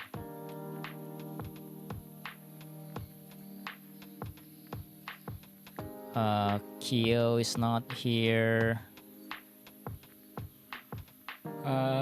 There's no one. Cookie, who else can we raid? Let's where's Rutos? There's no one in Kirana's server as well. What about VTuber Network? No. Wow, everyone's asleep. Let's check out the Kayo Desai.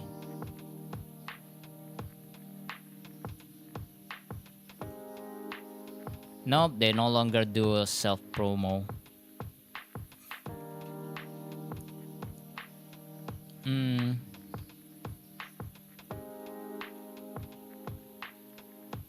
Alright, I guess we go into Sufi's.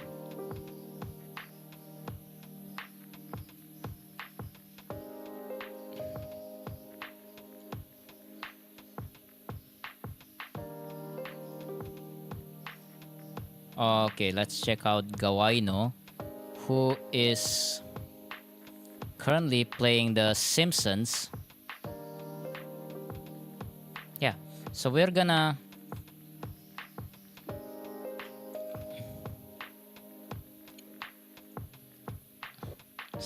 rate him. Yeah, so thank you so much, guys, for watching. I hope you enjoyed that. If you like what you see, don't forget to hit that like button. And if you want to see more, consider subscribing and ring the bell to get notified. If you want to see more, be sure to subscribe on my channel or follow me on Twitch.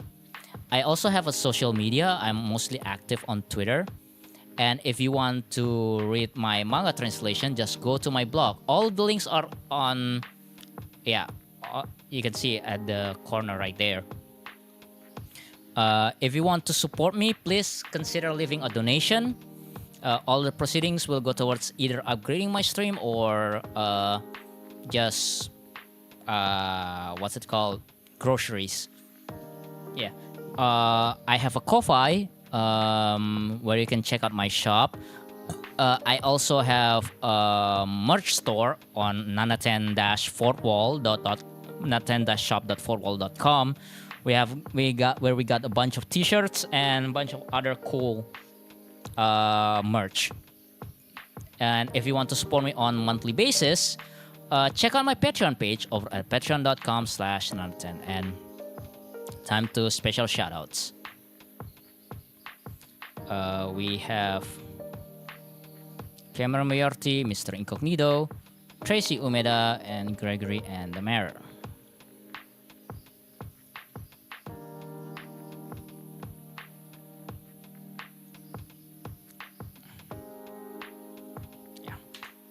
Let's just start the raid.